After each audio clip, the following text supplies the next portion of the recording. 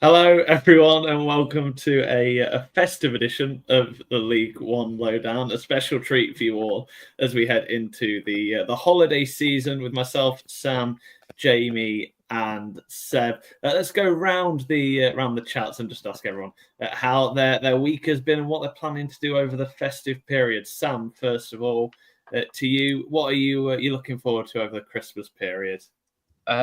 Probably eating my body weight in food, to be honest, or just roast potatoes, to be honest. Because if you get a bad roasty on your Christmas dinner, it just ruins everything. That is the best anything part. You've asked Santa for? Have you asked Santa for anything nice? Or a new coat, because this country is bloody freezing. A nice new winter jacket would be very nice. God, Seb, what are you looking forward to over Christmas? The Boxing Day buffet, similar to Sam's theme of food, but the Boxing Day buffet for sure is a highlight of the festive season for me. Yeah. Are you not going for the Christmas dinner? You'd prefer the Boxing Not really, Day no, buffet? no. That's just the warm up for Boxing Day. Well, yeah. Christmas Day is good, but Boxing Day buffet is better. Is pretty short. Yeah. And finally, Jamie, we were together in the depths of Gainsborough Trinity last night, watching a game of football together. What are you looking forward to over at Christmas? Well, Sam went for the food. I'll go for the drink. It's like the only time everyone's like ethically allowed to drink before 12 o'clock and like before midday. So that's what I'm looking forward to. I don't tend to have a drink other than at the festive period. So I'm trying to convince my girlfriend that I'm not a raging alcoholic, but I don't think she's buying it hugely. Me and Sam are just going to do a bit of housekeeping, and this is going to be a fairly gloaty one, to be honest, because quite frankly, if you want your fortunes being told, Sam, I'm the one to tell you it, aren't I, at the moment? Yeah, the aura has returned after about 6 weeks off now. The aura from the season preview has just kind of returned with a vengeance now. Yeah, I'm not gonna lie. I'm frankly bossing it at the moment.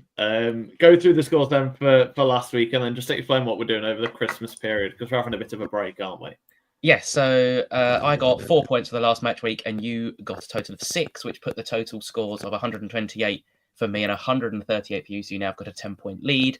If you're unfamiliar with what the forfeit is at the end of the season, in the season recap podcast, which all four of us will do together, the loser has to wear the football shirt of the other opposing person's supported team. So if I win, Callum has to wear a Leyton Orient shirt on that show. And if Callum wins, I have to wear a Lincoln City shirt on that show. And then if we want to, we can give that shirt away to somebody who wants it in a giveaway. I'm just glad me and Seb have avoided this sort of forfeit. Yeah. To stay clear. Who wants to wear a Barnsley shirt? Aren't they like terrible this year? Whoa, Only at home. Only at home. Yeah, only at home. Oh dear. So we've got a few questions from you. If you've got any more questions as well, why not just drop them in, and we'll see what we can do throughout the live stream. And then what we're going to do after that, we're going to go through all the teams in the league in alphabetical order, so we don't have any favoritism, starting with the worst and ending with the best. And as Seb well and truly knows. And we're going to have a bit of a Christmas quiz in the middle as well. The first question, nice and juicy to get ourselves started with. Who do we think the next manager to be sacked will be? We'll start with Jamie on this one. Dear me. The hardest part of this question, remembering who's already been sacked, isn't it? It's like very much sort of like, I think we called our podcast in the it's sacking season, and it seems like that is exactly where we are at the minute. Everyone's sort of getting sacked. I mean, you look at the table, Shrewsbury's got a new manager, Burton's got a new one, obviously we'll talk about. Bristol Rovers, Northampton, Crawley, all down there. Cambridge seem to be sticking by Gary Monk, and if he's not already got sacked, I don't see him going anytime soon. So I'll upset Sam and say Leyton Orient. Hey? Sorry, what? That's a bit. I'm joking. I've got to go for. You got to go for Cambridge, haven't you? They're the only sort of team down there that haven't got a new manager, and you're always looking at those ones down the bottom of the table. Because Ian Everett at Bolton's, guess one of the other ones you were sort of in that frame of his support has been reaffirmed, hasn't it, today? So, yeah, I'll go for Cambridge, but I'm not too sure. It's one of them. I feel like all the big ones that you kind of expect to be sacked have been sacked, and Gary Monk is now the 12th longest serving manager in League One, which either tells you how stupid the owners of Cambridge are, or I don't know, a bit of naivety, I imagine, or how quickly managers seem to get sacked. What about you, Seb? Who do you think might be on the chopping blocks? Yeah, well, similar to sort of Jamie, I guess the process of elimination in terms of the bottom sides have already got new managers in, some more recently than others. For me, it's one that I think certainly me and Jamie spoke about for many weeks. And I'm going to go with, despite actually the past few results being better, I'm going to go with Steve Evans at Rotherham. I just think, as a whole, I just think the season they just haven't performed at all. Given the squad, given the players they brought in, given the stature of some of the players they brought in, they cannot be happy with sitting 17th in the table after 18 played. So something's got to change. Yes, as I said, results in the past couple of games have got better, but overall, I'm surprised it's not happened sooner. In terms of Steve Evans departing from Rotherham United. Yes, there's a history with that. He succeeded when he was there in his last spell. But for one, I'm surprised he's still there, given what's happened, particularly in the last month or so. I mean, I'm going to throw a few names into the hat, Sam, and you'll have to wait and see what you think here. I think Nigel Clough, obviously Mansfield, Mansfield are in a bit of bother at the moment. There we go. I'm not going to say. We'll get to that question in a moment. Because someone checked. There's 7 minutes in. Christ, he's late that one. I'm not going to mention Michael Skabala, given but also Darren Ferguson. I think he's got to be under a lot of pressure at the moment, right? Yeah, I'd say yes and no. Yeah. I think they've got a lot of injuries of Peterborough in key areas of the pitch. The problem has always been with Peterborough. Their recruitment policy is brilliant until it fails. That's been their problem. They obviously haven't replaced a physical threat in Johnson Clark-Harris. They're all kind of the same type of players. They've lost a lot of experience and didn't really buy experience. If they've got any sense, they're not out of that playoff hunt. They just need to combine a couple of wins together. I would recommend buying some experience, but that's not going to. They're not going to do it, are they? So it may be a mid-table season for Peterborough and then try and build for next year. But they do have assets like Cipriano, who may well leave in January to fund more players. So we'll wait and see. But I don't think Darren Ferguson is as under pressure as we think. Brandon's saying he's asked Santa for a new manager at Bristol Rovers. Kevin Nolan, a manager that linked. I quite liked him as a player. Whether he'll be a good League One manager, I'll have to wait and see on that one. Sam, not convinced. I suppose linked to this sort of question is, who do we think the biggest underachievers are? I think that there's only one answer, surely, isn't there? Rotherham, obviously, isn't it? Surely. Yeah. So I'd go as far as saying Bolton in 8th place. 12 points off second place. I think the amount of quality in their squad, they should at least be on par with what Huddersfield are. Because the one you chuck in is Charlton, isn't it? They're sort of the three, with Bolton and obviously Rotherham, the main example. But for me, Charlton, I mean, I've been quite surprised that they're nowhere near the playoffs at least. And they just can't seem to score a goal. Obviously, no Alfie May, but that's where they're sort of struggling. It's got to be those three, hasn't it, in terms of underachievers. A lot of overachievers in the division. Those promoted sides are all doing pretty well. But yeah, Charlton, Rotherham is the obvious one, as Seb mentioned. I'm also going to throw in, given the hope going into this season, and I mean, it's probably not a surprise given a lot of factors, but Burton Albion as well. There was a lot of investment, a lot of hype going into this season with new owners, but if anything, they got worse, not better. Yeah, I think we all, when we did the season preview, didn't we? I think we all predicted them to stay up, which in hindsight, if we probably did a deep dive, I think we did. In hindsight, if we don't listen to us. it's that feel-good factor, isn't it? You get new owners, you've signed 20-odd new players, and it's like, a lot of good things are happening at that club. But when you look deeper at it, 3 or 4 of them players are probably League One quality. The rest probably aren't. And they had a manager who hadn't won in like 26 League One games before he was appointed, and then continued not to win. So he got sacked with about 37 games of no wins in League One. I suppose linked to that is, who do we think is in a relegation fight this season? I suppose the easy answer is the bottom. I'm going to say the bottom 7, including Leyton, Orient with that, and perhaps given their current form, maybe even Exeter City as well.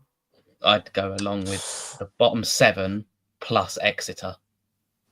So I wouldn't include us in there, personally. It's the bottom 6 plus Exeter. Bottom 6. And I would also include Stevenage in there. Yeah, I think Stevenage are definitely one of those teams who are a lot higher up than I think any of us thought at the start of the season. I've been quite surprised how well they're doing, if I'm honest. But yeah, you've got to chuck those bottom 6 in there. Leyton Orient, I think, could be fine. Rotherham, Wigan, those sort of teams will steadily climb up. You can tell I'm looking at the table.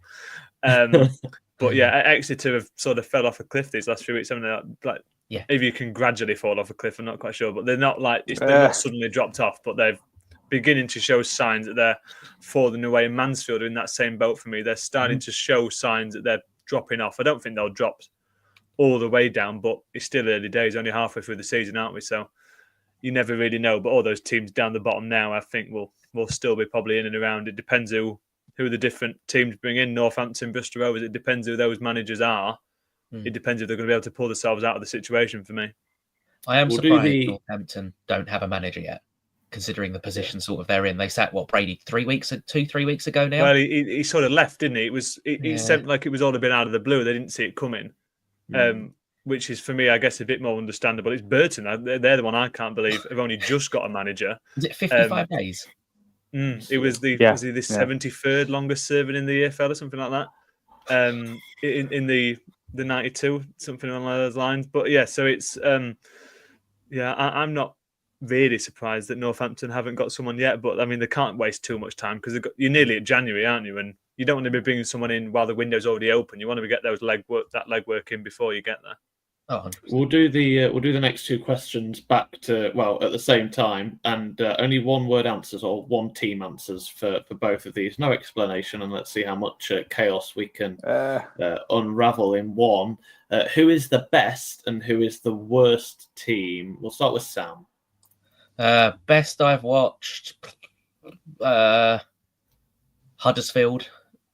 Worst I've watched, Bristol Rovers. Jamie. In terms of the games I've seen, the worst is Charlton from just a couple of weeks ago, and best Wycombe. Seb. Put me on the spot here. I'm trying to recite what games I have and haven't seen. I think the best I have seen is probably Birmingham, and then the worst I've seen is probably Crawley when Barnsley played them away. I'll go with the best being Birmingham, and the worst, probably predictably, is Rotherham. I'd imagine they're bullies, not footballers. Why does Callum hate Mansfield is the next question. I think that's pretty self-evident, to be honest. Go on, Callum, answer that. Go on. Right. It started off as me just saying they should, like, the games they won, I think they should have won. Like, I wasn't surprised by the games they won, and apparently a lot of fans took a bit of affront to that. So I just started playing up to it, to be honest. It's quite funny. Which is quite surprising, because I also backed you up on that. You backed me up on that, but apparently because I said it, everyone was just like, oh, we'll go in on him for it. I thought it was quite funny. So, and to be fair, the form they're now in, it's kind of backing up it's backed me up, to be fair. Just annoyingly, it's also backed Lincoln up, because Lincoln have fallen off at pretty much the exact same time as Mansfield have fallen off. So that's not great, is it? Do you think Alex Ravel has got his squad have got what it takes to keep Stevenage away from a relegation fight? I suppose, given the answers to some of us in an earlier question, probably not. But also, they've already got. I mean, it's only a 6-point buffer to Crawley, but it is also 6 points in hand. So you can take it either way. It's whether people will find them out towards the end of the season. It's both sides of a coin, isn't it? I mean, I can see them staying up. I wouldn't be shocked if they stay up by any means, but I would be shocked if they're not in some sort of situation come 4 or 5 games left of the season. They're not in that mix of teams that, they might go down, they might stay up sort of thing. I do think they probably will be all right. I mean, I know that goes back on what we said at the start of the season, but I've been more impressed than I expected from Stevenage. And if they can carry on at similar sort of vein, I think they might end up in a scrap, if you like, but I reckon they'll be okay. But the answer to the question is yes, in not very long words, but yeah. Yeah, I agree with that. I think they're rolling 12th at the minute. I don't see them dropping down into the sort of relegation scrap. Perhaps you guys remember earlier. I think Alex Ravel will be fine in terms of keeping them afloat. Really, I think where they are now is probably about where we expect them to be at the end of the season, in my opinion. Okay. Sam? Yeah, they don't score goals, but they don't concede any, do they? So I think their defence is what's going to keep them up. They're just going to pick up points, especially at home. They're quite good at home, so they'll pick up points at home. And while I think they'll be in the relegation battle, they'll probably survive because there is 4 worse teams than them this season. A question that probably me and Jamie are probably best placed to answer: why are Lincoln so inconsistent? I think it's mainly just goal scoring. They got by at the start of the season with set pieces and set plays, and the occasional goal from the striker. It feels like, and now the set pieces have dried up. They're not getting the goals they need. I look at it now. I've got a spreadsheet in front of me of all the goals and assists. In the first couple of games, you've got Bordy O'Connor scoring 2 and assisting 2 in the first 4 games, and now he's got none of. Where he's got 1 assist and 1 goal in the games since then. It kind of shows to me that set pieces have dried up and the goal scorers, the strikers, haven't picked up, and then you don't win games, do you? I'll add to that. Obviously, I agree with everything you said there in terms of the goals not being enough. It's the defence as well for me. And Alex Mitchell, I think, is obviously a big miss in that equation, and I don't think they've replaced him, really. In terms of his quality at centre-half. And Derek was a better defender than Lars Sorensen, even if he's not as good going forward. But I think even sort of overall, you balance both things together. The defence is a bit worse than it was last year. And obviously going forward, it's worse than it was without Joe Taylor. So it's both boxes, isn't it? I mean, how often do people say that in football, that you're not clinical in both boxes, but that's the issue for me for Lincoln. I think they probably are where I expected them to be, mid-table outside the playoffs. But if they're fighting to be in the playoffs, or at least be knocking on the door come the end of the season, it's the defence, it's the attack, those 2 boxes that need improving.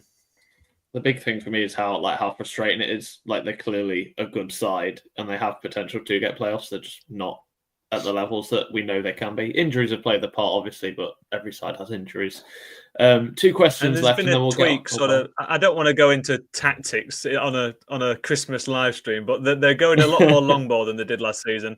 They were last season, it was very much more like the played on the floor, build your play sort of thing, and now it's a lot more mixed. It's that hybrid style where they can chuck a long ball up or play it on the ground, and that I understand the reasons behind it, but I don't think that's worked as much as it was working last season in terms of just playing it on the floor at all times and going for the out ball very infrequently, where they're using it a lot more now. And I think that is part of the tactical switch that hasn't quite pulled off. Hello to the Duck Father as we go into one of 2 final questions. First of all, who are your biggest overachievers? I suppose the obvious answer is Wrexham, right? But then there's a couple more that I'm sure Sam, Jamie, and Seb will get into. I'll go with Reading, sitting in the playoff places. The job Ruben Sellers did there, exceptional. I know he's obviously left now, and it looks like he may well raid Reading this January. So it could be a very difficult second half of the season for Reading, but the job he's done to even keep them in League One last year with points deductions, no money, the owner just seemingly abandoning the club was exceptional. And to be honest, 31 points, they probably need, 20 points to probably keep them up. So they may well stay in League One at least for another year. And hopefully somebody buys that football club because at the end of the day, when I was growing up, you had Reading in the Premier League with Leroy Leyton and Dave Kitson up front. Like Premier League heritage players. And it's not, for Reading fans, it can't be nice seeing, obviously, them in League One in the situation. Seb? My biggest achievement, I think Reading would be my second choice, but I think my first choice would actually be Stockport. Obviously, coming up from League Two, in fifth place at the minute, they actually started the season really strongly and were sort of front runners for quite a good spell of it. But I think fifth is still nevertheless a strong overachievement. Obviously, coming up from League Two, I think it's good to see. Actually, for a point of the season, we had Wrexham and Stockport as the top two. Two sides. Yes, obviously Wrexham have got the money, but nevertheless, it's still good. It's very rare that we see two sides that have just been promoted to get that top two spots in the first sort of opening parts of the season. So, Stockport would be my answer to that one. Brandon's got in touch saying for him it's Mansfield. Remember, if you want to have a comment, we can see them all. So let us know your thoughts on these questions. Jamie, what about you? Well, you mentioned what Brandon's comment was put on the screen there, that he says Mansfield. That's what I was going to say. So I'm exactly the same as Brandon there, that it's Mansfield for me. Obviously, they've dropped off a bit these last 5 or 6 games, but even being in 11th now is overachieving from where I expected them to be, and they were obviously higher than that a month or so ago.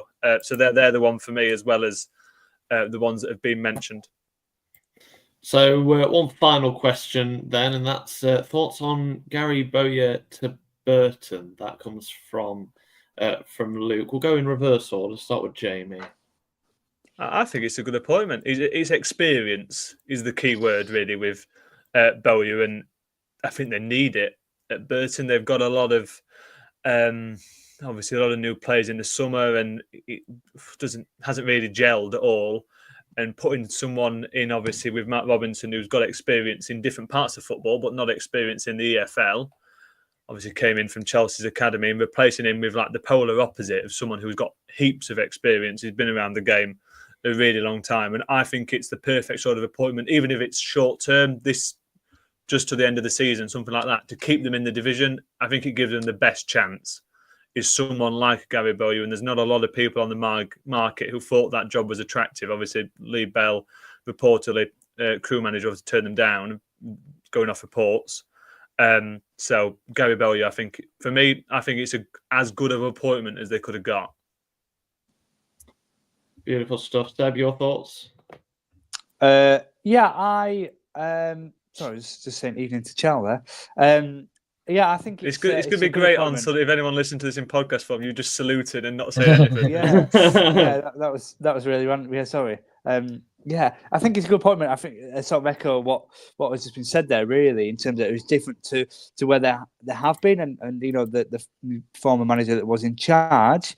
It'd be interesting to see how much changes, given they've been under temporary charge for coming up to 2 months now. It'd be interesting to see how things change in that regard. But in terms of Bowyer as a manager himself, I think it's a good signing. Really, it was obviously at Blackburn for so long, and different spells with Bradford and another League Two club that I can't remember on the top of my head. But it's a chance for him to show himself in League One, and basically all he has to do is just keep them in the league, and then it's a job done.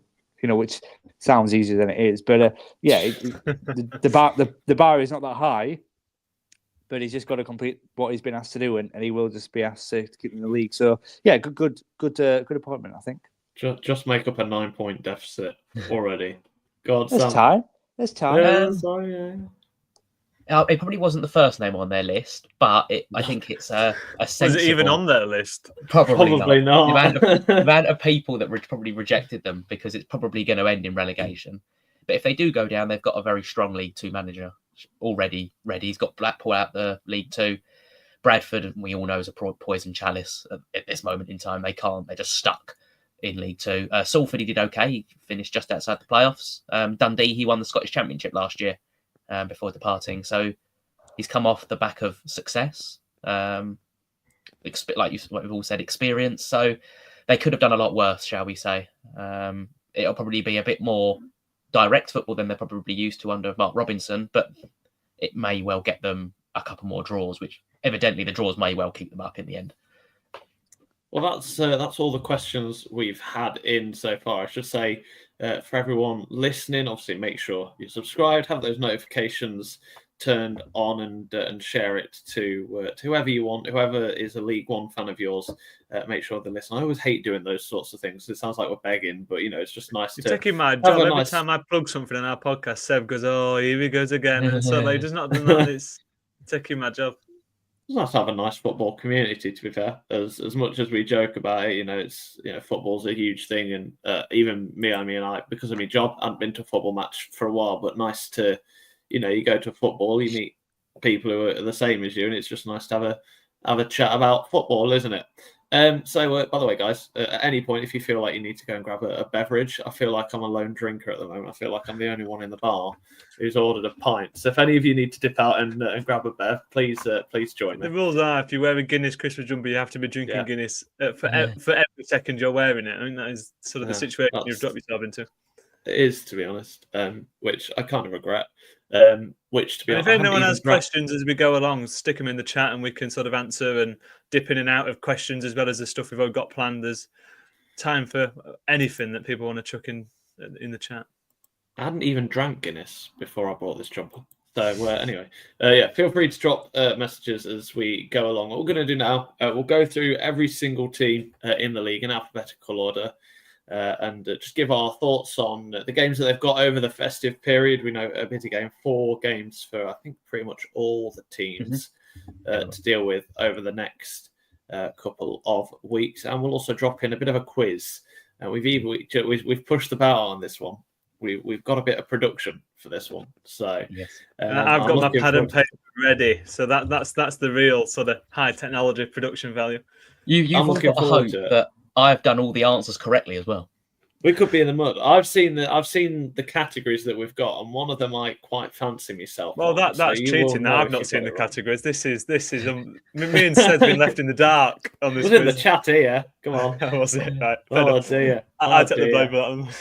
No, right. Let's make this bit very chatty. We'll have a bit of argy-bargy on this one. I feel like because I quite like having a bit of argy-bargy, especially when we get to a certain team that begins with M. But we'll start at the top of the alphabet with Seb's least favourite and favourite team, Barnsley. Your thoughts on their season so far, Seb? Good one. This is good. This is good, man. Great. If you listen to this, and good luck to you. I'm not really sure, Callum. I'm going to be really honest with you.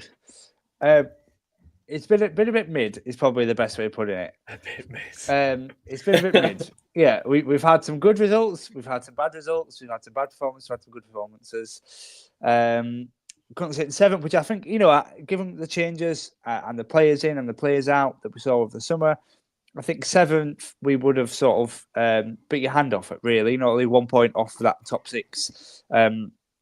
We would have been very pleased with that. But I think there's just at times where we've been the better side. We've created the chances, but we just haven't scored. I think I can't remember what it was. The Bristol Rovers game, that's what it was, in the FA Cup, not League One related, but 30 shots in that whole game and none on target. No goals in that one. 10 on target, 30 shots altogether. So we're creating chances. We're getting these opportunities. We're just not taking them. That's been the case. We have often dominated teams, as I said, sort of created good chances, but just not scoring. And then the other team going up the other end and scoring. Does that answer Jake's question then? What position do you need to sign in? If you're creating that many chances, surely it's fairly obvious what position you need to sign in January. Well, it is, yeah. Devante Cole was never really replaced in the summer. Yes, they brought in Stephen Humphries. Yes, they brought in Davis Keeler-Dunn. Davis Keeler-Dunn has been playing striker. He's not really a striker. Stephen Humphries is more of an impact player.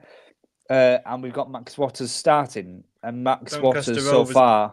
Graduate Max Watters, how do you know? Yeah, Max... It's just, he's had a bit of a flop of a Barnsley career so far. I think he's got like 10 goals and 70 appearances. He's not going to... he's not going to bag 20. Those stats are probably wrong, but similar to Vane, like he's not got that history of scoring on a regular basis to be our number 1 striker. So definitely a target for January is to get a good 20-goal a season striker in through the door ASAP, and then have your other sort of attacking options as players come off the bench. Humphreys, can bring that sort of energy.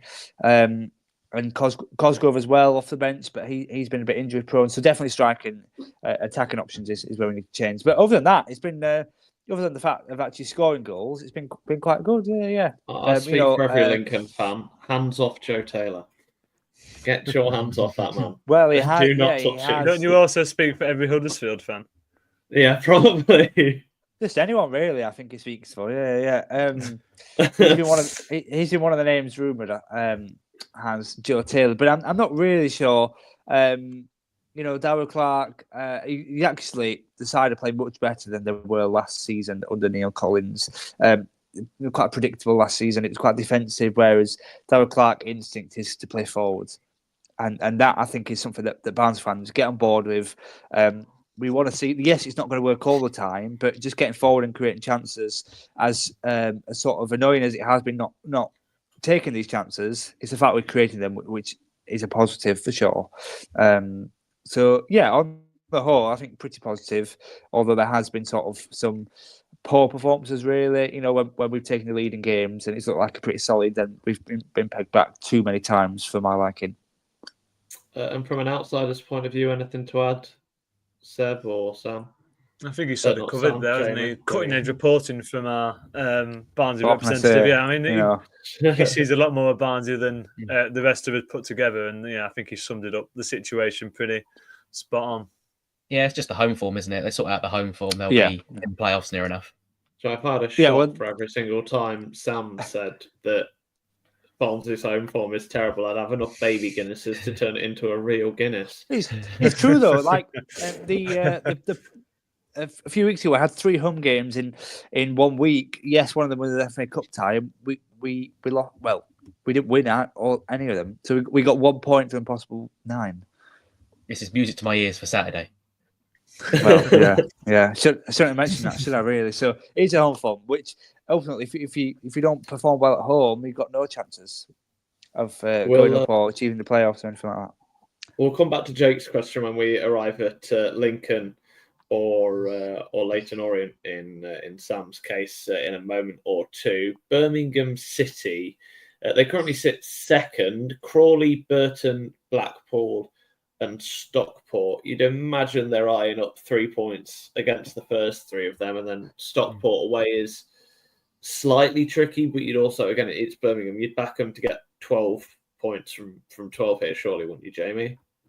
Yeah, I mean, well, the teams they've lost to it's Shrewsbury, obviously, most recently in Charlton, I think the other one, and it's they're losing against teams probably in very infrequent occasions that you don't expect them to lose to, and then obviously beating everyone else. But yeah, I mean, I'm going to stay with you really that they'll win at least 3 of those 4 games, and Stockport are a really good side, and it's a proper ground, that one, Edgley Park. I went there for a Donny Rovers away day last season and didn't end well, but it's a proper ground, and it's not an easy place to go for an away team on New Year's Day as well. It's always a big game. But yeah, I mean, it's a nice Christmas fixture list for Birmingham. You've got 2 teams in the relegation zone and a Blackpool side at home who are mid-table, but on the up, that they're pushing their way up slowly, Blackpool, and they're in a good bit of form.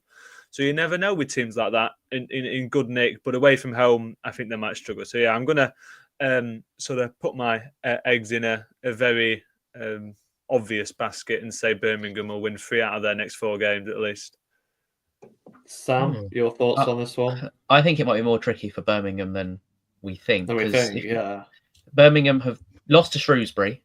They've drawn with Cambridge. I think they drew with Cambridge. I think Cambridge got a last-minute equaliser. And they're obviously playing the other 2 in the bottom 4. So I think the home game.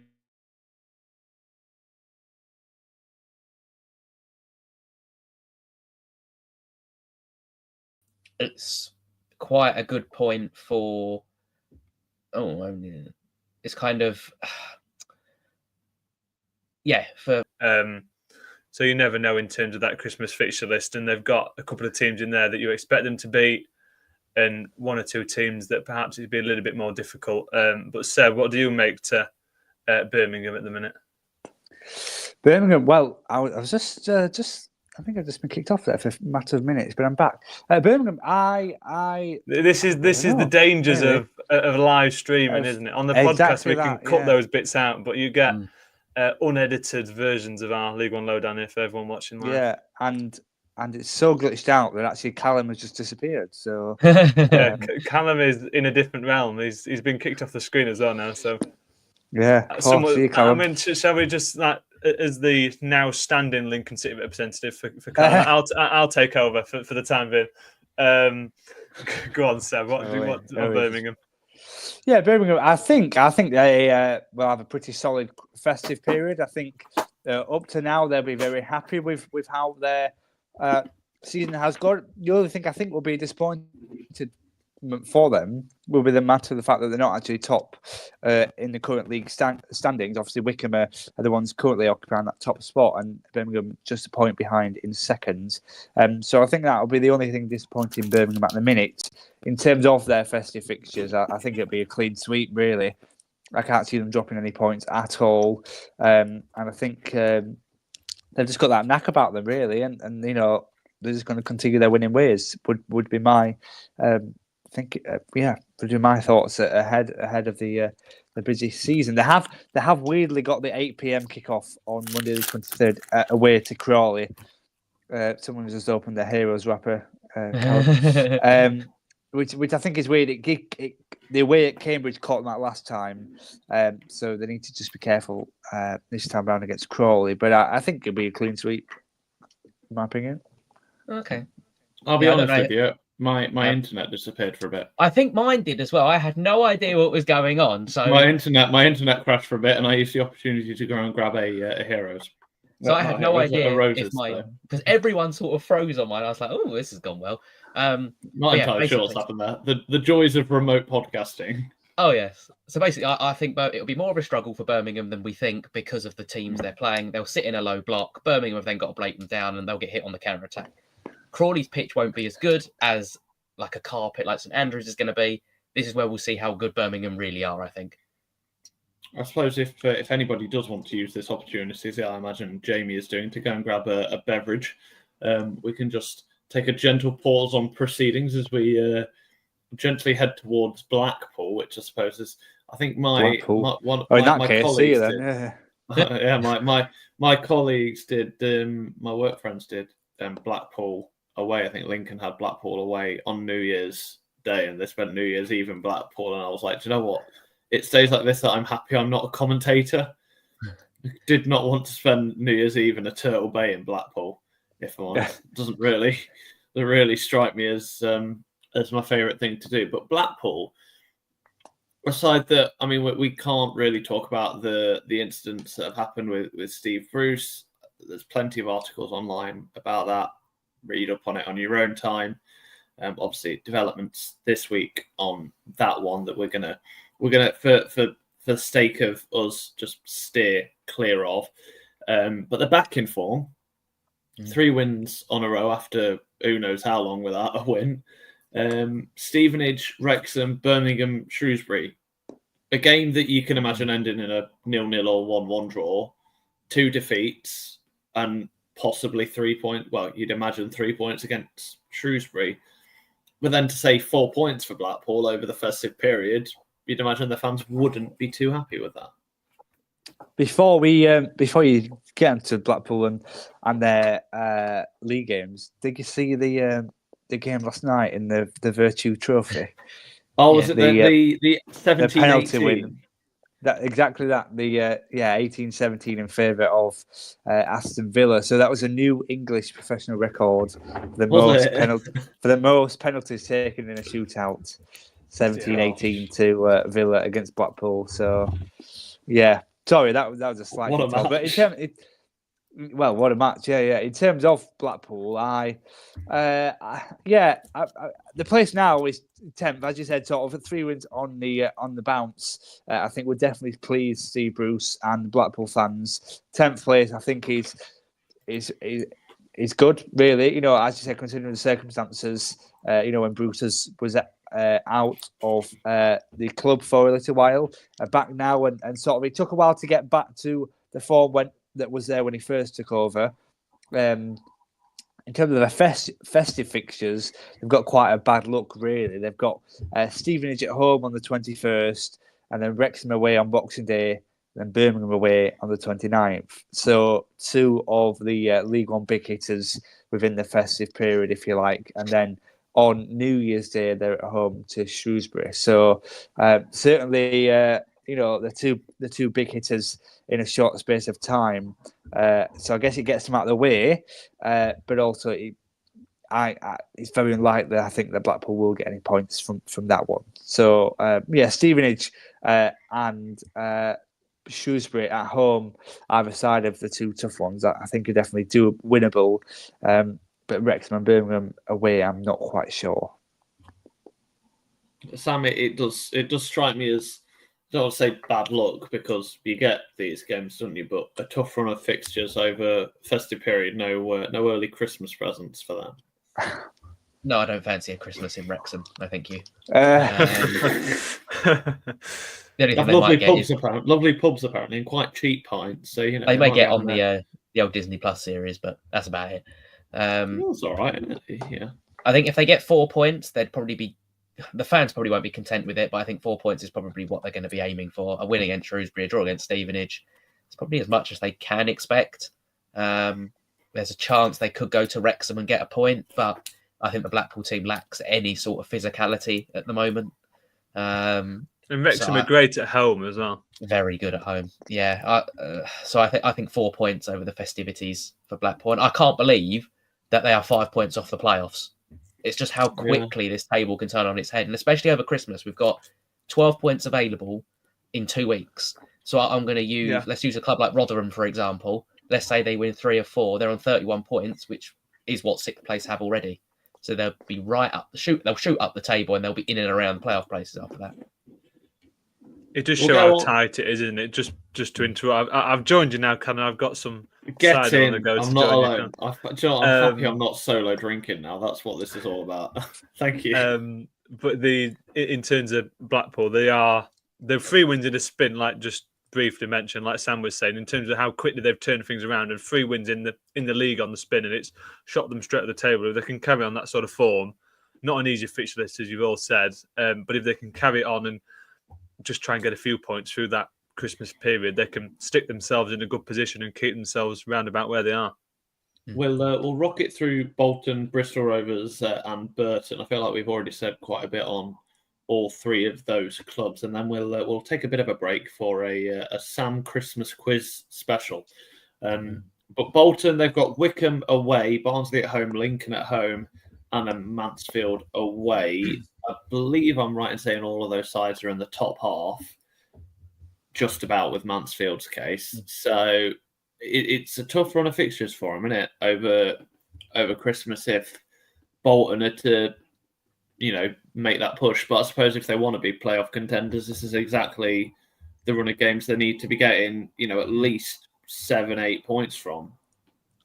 It's quite convenient. You've got to be beating those teams around you. Just go on, Sam. Yeah, but you've got to be beating those teams around you. Oh, 100%. It's quite convenient that Sharon Britton, the Bolton chairman, also released a statement of faith in Ian Evatt as we approach a very difficult period of the season. If they come out of Christmas with, let's say, 2 points, I don't see how his job can actually be tenable, to be honest. You don't get a statement like that unless he's had thoughts about it being untenable. Do you know what I mean? It's kind of like you don't.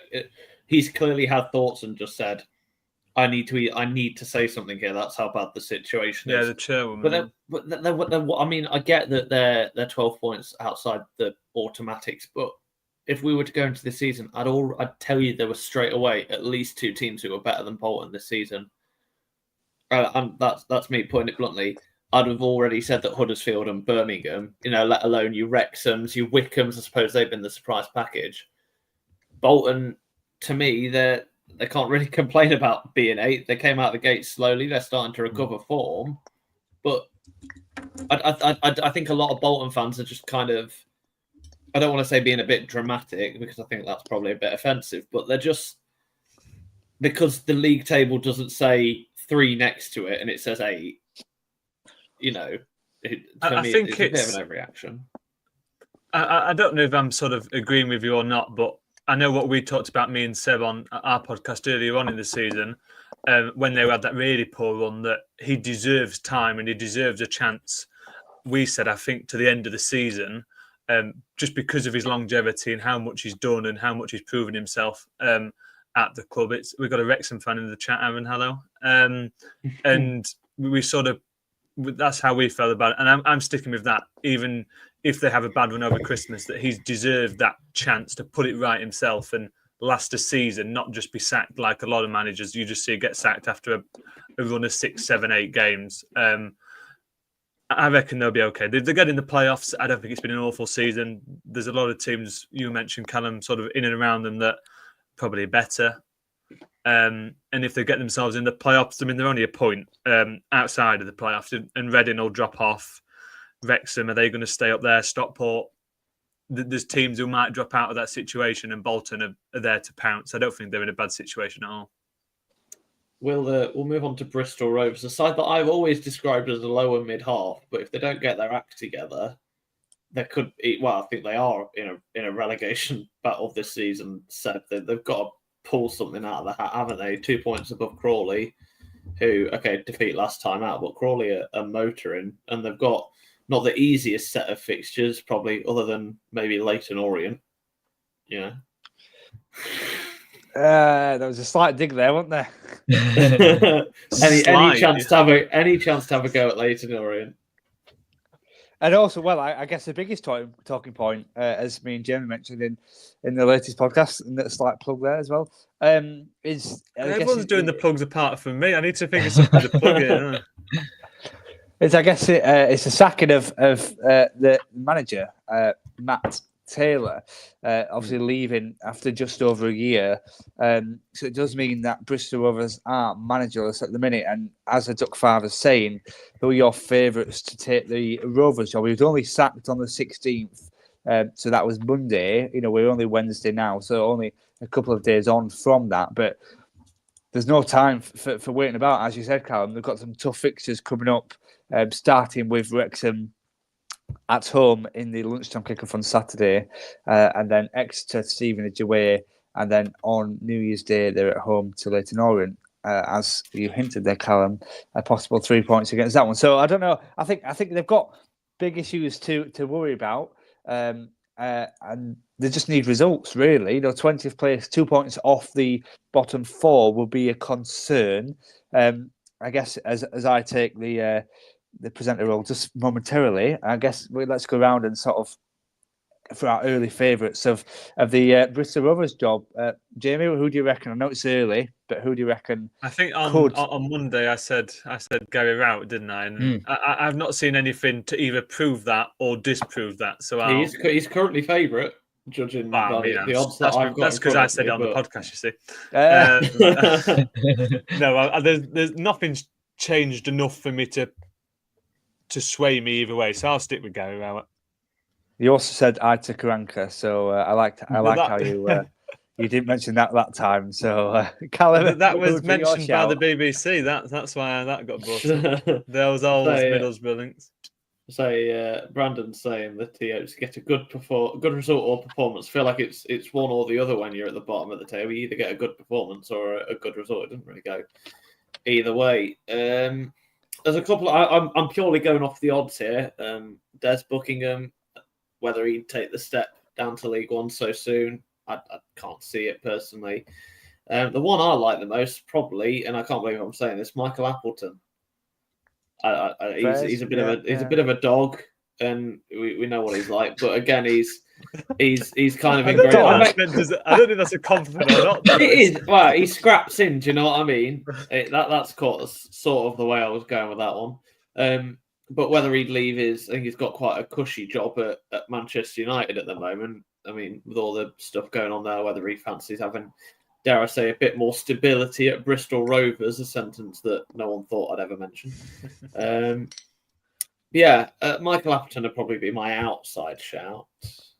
Yeah, obviously early days at the minute, but Sam, who would be your shout? I think it would be an internal appointment, and I think there's a reason they hired Lee Cattermole last week. I think it would be Lee Cattermole. Yeah. I guess the only thing to say to that, obviously, we don't want to stall too much, but if they were bringing Lee Cattermole in, would they not just make him head coach straight away? Yeah. Quite possibly, unless they want to see what he's like on the touchline in the next couple of games. Maybe they'll give him the 4 games over Christmas. If they win 2 of them, they'll go, all right, well, we've made the right choice. Have the job, Lee. But could you imagine Lee Cattermole on the touchline? Be a laugh, wouldn't it? Yeah. He'll 2-foot someone. I don't know who. But... We've mentioned Burton quite a lot. 23rd, I don't want to say a bit of a lost cause, but it looks like they might as well get the League 2 branding put on their shirts for next season at this point. And they've not exactly got the nicest run over Christmas either. Exeter City at home is probably the highlight of the whole run, and you never know with the run of form that they're in. They might get something from that one. Birmingham, not a hope in hell. Huddersfield, again, not a hope in hell. And Peterborough, well, that game will probably end up being 5-4 or something like that, knowing the track record of both sides. We've spoken quite extensively on Burton already with the new manager and whatnot. I think the quickest way of putting it, and I don't want to... let's have a few devil's advocates here. If Burton were to stay up, how would they do it? Like how do you reckon they could do it? Because I've got an idea. They've got the money, haven't they? It's not like they've not got the money at this point. It's just how do they do it? They can do it by them being 4 worse teams than them in the league. But is there? I don't think there is. No, I don't think there is. No, I don't think there is. No. I've heard a rumour that if they stay up, there's going to be some flying pigs over the Midlands. Is it by hoping 4 other teams fail FFP or something like that? Who knows? They should have rehired Martin Patterson. He kept them up last year. Yeah, maybe. Before we move fully on, Brandon in the chat for the Bristol Rovers job saying it could be Horseman with Cattermole as assistant. So the other way around to what Sam was mentioning. You wouldn't want that. It's interesting. Relegated. Yeah. I just been sort of reading up just sort of on the whole Lee Cattermole thing. It's when it got brought in, there was a club statement that said it's a club appointment of Lee Cattermole. And so there seemed to be a bit of a rumours that actually the appointment of Lee Cattermole sort of undermined Matt Taylor. So it wasn't a Matt Taylor appointment, it was a club appointment. So I wonder, so a bit like what you were sort of hinting earlier, whether the club were preparing, in terms of sacking Matt Taylor, given it was only just a few days that he was appointed, and then now he's sort of alongside. So he's on co-interim management duties alongside David Horseman. So it's all a little bit weird, really. I guess no one quite knows what's happened as such, but it's interesting, I guess, in hindsight, looking that Cattermole was appointed by the club rather than Taylor. Well, gentlemen, I hope you've got your pen and paper at the ready, because it's time for Sam's quiz, and I'm looking forward to this because the hat's back. That is an interesting choice of a tie. I needed something, a bit of paper with a bit of sellotape to have Quizmaster on it, but I have no paper. So, have you got any? Have you got any music, Sam? Yes, we do. Are we ready? I'm excited. Oh, drum roll, please. Are we ready? Go on. Hello and welcome to the League One Lowdown quiz. Please welcome your host, Sam. Tonight, he is joined by guest Callum, Jamie and Seb as they battle it out across 4 rounds of the most intense questions ever brought to a League One related Christmas quiz on a Wednesday evening. Let's get into the show. I thought that was absolutely brilliant. I enjoyed that. Absolutely brilliant. Absolutely top draw. And we get to play that later on when we come back to the answers as well. That's the only reason this has been split into 2, just so we can get good use out of that. Just you wait till one of you gets a wrong answer when we do the answers. The line of clips we have lined up for that is brilliant. No. Oh dear. Right. I will. I'll hand over presenter duties to Sam. Sam, it's in your hands. Right. So we have 4 rounds of 5 questions. The first round is a Christmas-based round. Round 2 is a League One based round. Round 3, it could be the easiest round of them all. It's who plays at what League One ground. And round 4 is a capital city round. Nice. If we don't it's a get Christmas quiz. If we don't get the League One stadiums, does that mean we're off the podcast or what? The applications will be opened. Yeah. Yeah. So Are we all ready for question 1? I think so. As ready as I'll ever Yes. be. Okie dokie. So the first question is, what is the name of the traditional Christmas carol that begins Silent Night, Holy Night? I'm not sure. I don't know if That this is is a trick question. 1. If you want to get involved in YouTube, feel free. If you've got a pen and paper, write your answers also down on a pen and paper, and we'll come to the answers later on. Can I in the can I live just stream. pause the? We've had something incredible happen. There's been a 9-dart finish at the PDC. we've just seen a 9-darter. I was just about to say the same thing. I just turned around and went, Yeah. 9-dart. Kister's got a 9-dart finish. I think is that the first one against. I think the first Rasmus? one of the tournament this year. There we Evening go. to John and Mark in the chat. Question I'm 2. closing the comments, by the way, because I wonder. I'm worried someone might put in a few right answers, so I'm not cheating. Question 2 is, in what country was the first Christmas tree first popularized? Some of these questions are quite difficult. Got to make it a challenge for some of you. Cool. It look like both of you got your answers. So question 3 is, who wrote the famous Christmas poem, A Visit from St. Nicholas? That the confusion on everyone's face. Sorry, what? The confusion on everyone's face. Have you I got should like add all of these embarrassing answers. clips of us that you want to play or something like that? I should add that all of these answers are 1 point in the first round. Question 4 is, what is the traditional Christmas gift-giving figure in Scandinavian folklore? Oh, bloody hell. How the fuck am I meant to know this? I've got to try and pronounce the answer. Oh, right. So it's not. I was going to say oranges, but that's not how It's to definitely pronounce, not is it? oranges. It's not apples or bananas or anything like that. Read the question again. What is the traditional Christmas gift-giving figure in Scandinavian folklore? Who do the Swedes like? Probably like some I work IKEA. for a Danish company, and I have no idea on that one. And the final question in the Christmassy round is, what is the name of the festive drink made with rum, spices, and fruit? Rum, spices, and fruit. That is the end of the Christmas round at once. You all have some sort of answer for this one. You all still look very confused. I'm trying to think if there's rum in the only Christmas cocktail I can think of. Well, there's only to me, there's only 2 festive drinks in there. There's like eggnog and mulled wine. So I can't think of anything other than those 2. I'll give you 10 more seconds on that one. And if you want me to repeat any of the questions at any point, just let me know. So anyone watching as well, make sure you're writing along your answers and come at the end to see if you've got more. You probably will have more than us, but if they get more than us on the League One rounds, you're all fired. All of you. Yeah. This is why you're hosting, isn't it? So you can't get fired. Exactly. Yes. Could you, Sam, could you just repeat that first question, please? The first question, yep. What is the ladies name go. of the traditional Christmas carol that begins Silent Night, Holy Night? I feel like he lured us ever think into a it's that. false sense of security on this one. Like That's what I mean. Well, That's what I mean. It's we- better. we all- But I'm good at this, and then I don't think I've got one right. It seems. we got the first one right, and now none of us have got a clue for the other 4. We are ruined. Well, that is We're all the at- Christmas round over. So So to say, move on to- we're at Christmas for the gifts and the food and the bevs, aren't we? Really? Oh, yes. The food. Not most here for the definitely. tradition. So, round 2. The first League One base round. Which League One club has the most clean sheets in the league this season?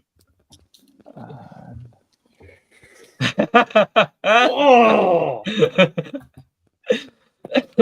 Well, it's been lovely presenting this. I'll see you soon. Get your farewell speech ready. Farewell speech. You don't get a what's it farewell called? speech So you get 1 What's point it for called? this question. for the team. Yeah. Just the team, yeah. you trying to think of what the team's called, Seb? I'm trying to think of the player. I can think of the player, but I can't picture what team he's on. I can't picture the player's name. Let's move on. Yeah. Okay. Question 2. You need to listen to this question carefully. Which players in League One are level on most goals and assists combined?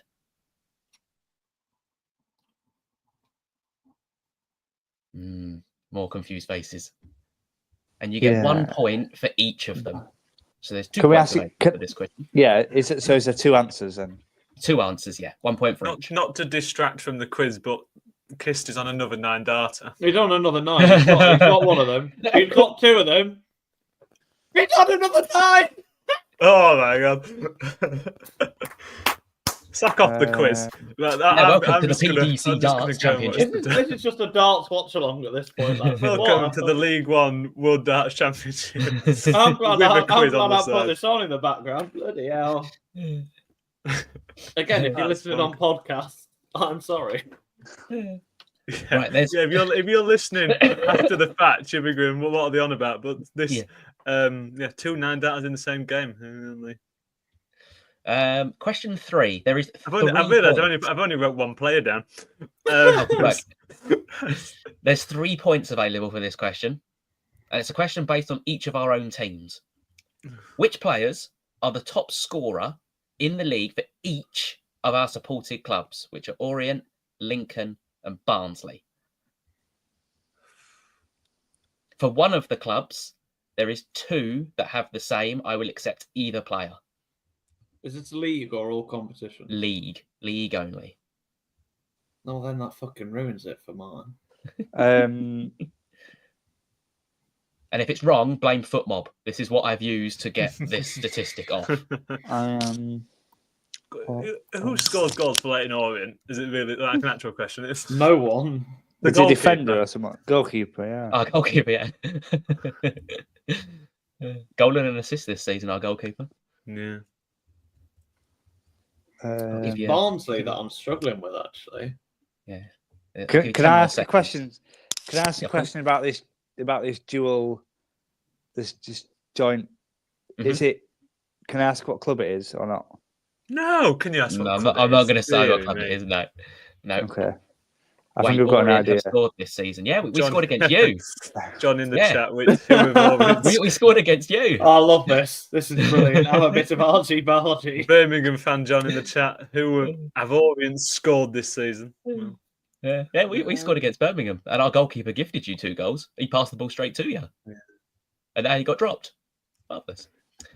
I'm hoping some clever with this certain question has got him down for 2 answers, but it probably hasn't. I can't think of any Orient attackers. It's because there isn't any. The thing is, I can think of one, and that's the one I put down. So, I'll give Seb 10 more seconds, and then we'll move on to the question 4. Be careful. Well, I know he's not playing data in the dark. The question 4 in the League One round is who has the highest XG in the league this season, according to FootMob? Team or player? Team. And I'll give you a hint. It's 30.9 is the expected goals this season. What? So that off 20 games, isn't it? That's not. You scored against this trophy. Clearly takes pride of place of your club. Then. You haven't won any other trophies, have you, recently, Tom? So there you go. Oh no. From a Lincoln fan. I have a pound on us winning that Virtue Motors rubbishy trophy thing this year. No, the Bristol Street Johnston Paint Pizza Cup. Whatever it's called, it's had more names. I bet you're the only person in the world that's put any money on your team winning that trophy.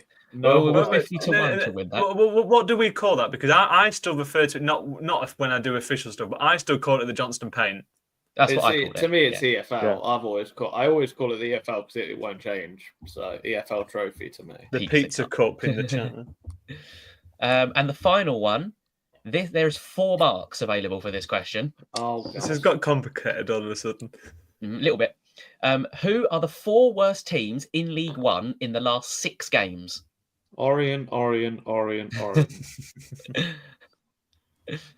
So the last 6 games, who are the 4 most out of form? The thing teams? is, I know exactly why you've done this question. You dick.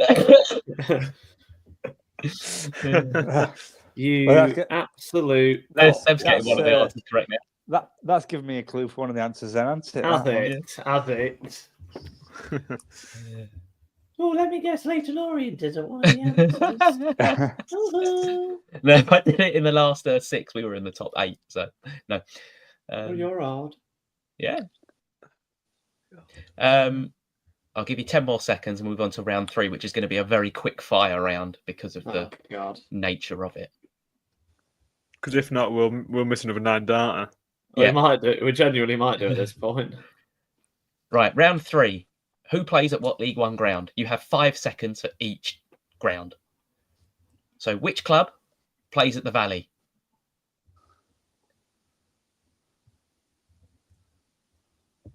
The next one is which club plays at London Road?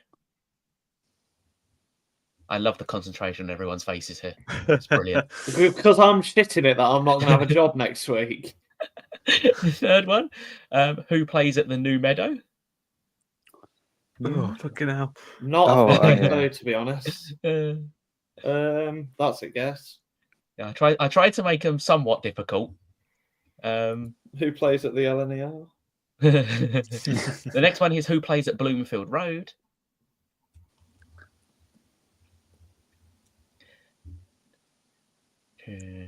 And the final one is who plays at the Pirelli Stadium.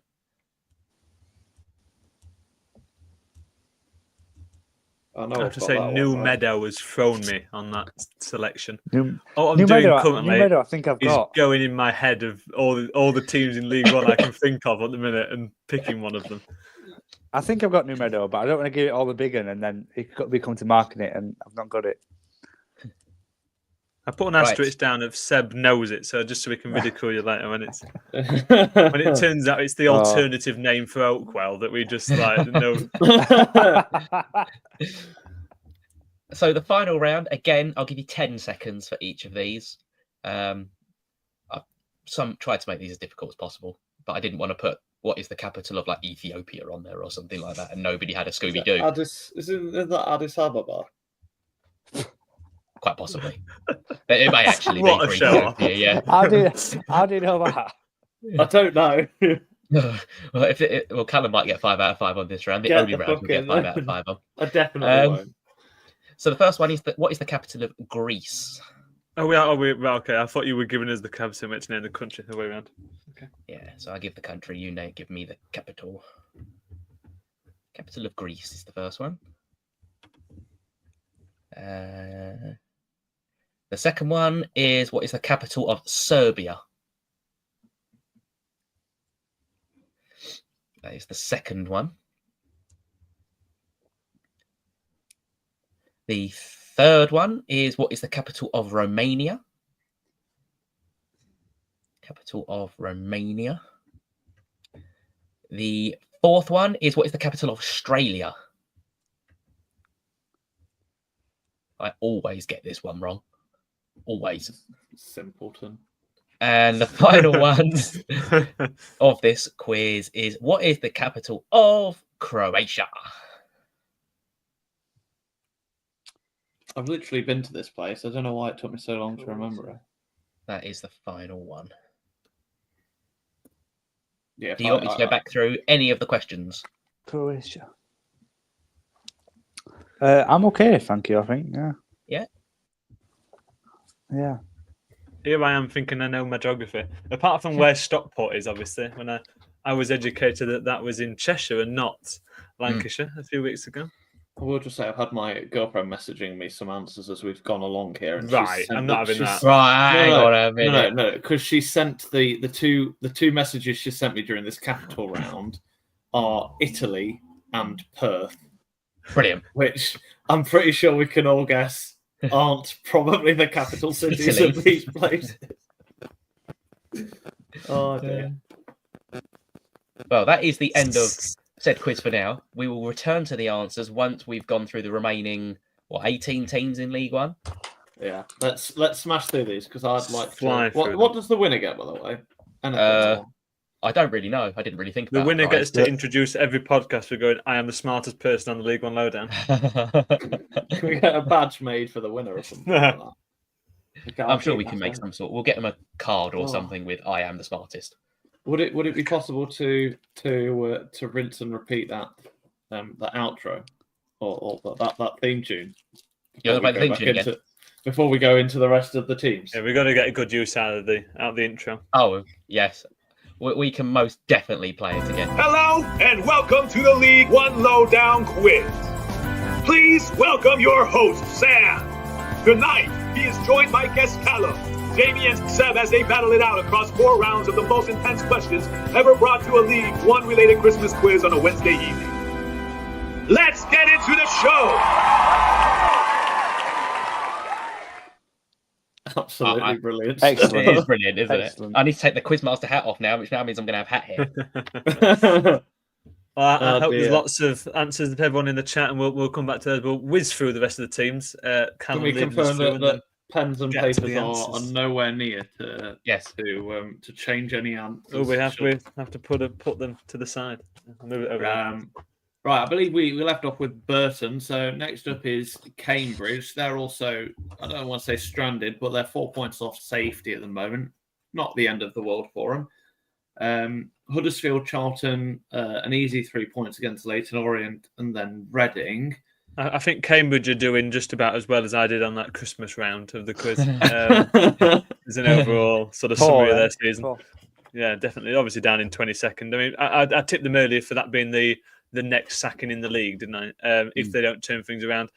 I'm not convinced they're going to do anytime soon. The Christmas fixture list is there or thereabouts. Nothing incredibly difficult, nothing easy, but nothing is easy when you're down at the bottom of the table. Because everybody you look at and go, well, they're higher up than us in the table. So yeah, a little bit of a mixed bag, and we'll see what happens with Cambridge, Huddersfield, Charlton, Leyton, Orient, and Reading, obviously, like you mentioned, and a couple in there that are difficult games, but a couple winnable ones as well. I mean, I look at Reading as a winnable game at home, with the sort of how Reading are looking at the minute, a little bit of a mess with Ruben Sellers leaving, and we don't know what they're going to be like by January 1st. So potential for Cambridge. I won't lump in and say Leyton Orient an easy win as well. I'm not picking the low hanging fruit on that one. Yeah, I think they'll get 4 points over Christmas. I think they'll beat Reading, and I think they'll get a point against either us or Charlton. That's why Charlton love a draw, don't they? Yeah. Go on, Goalless. Seb, your thoughts. Yeah, I've probably Some echoed thoughts there. what Some thoughts. That was- thoughts. that was Yeah, some- well, clearly. Cutting Clearly edge some reporting thoughts from were Seb Jones. spread. Yeah, well, we mentioned this. Yeah, you know what I'm like. Yeah, we mentioned this earlier on in terms of probably Cambridge are the other side to not sort of tinker with their management, sticking with Gary Monk. So whether that pays off will be interesting to see. Obviously, at the minute, it's not really paying off. Teams around them have made changes, so you'd imagine it'd be a few weeks, and then they will start to sort of perhaps kick a little bit of form, whereas Cambridge are not going to have that new manager bounce, perhaps. So yeah, they're in a definitely untenable position at the minute.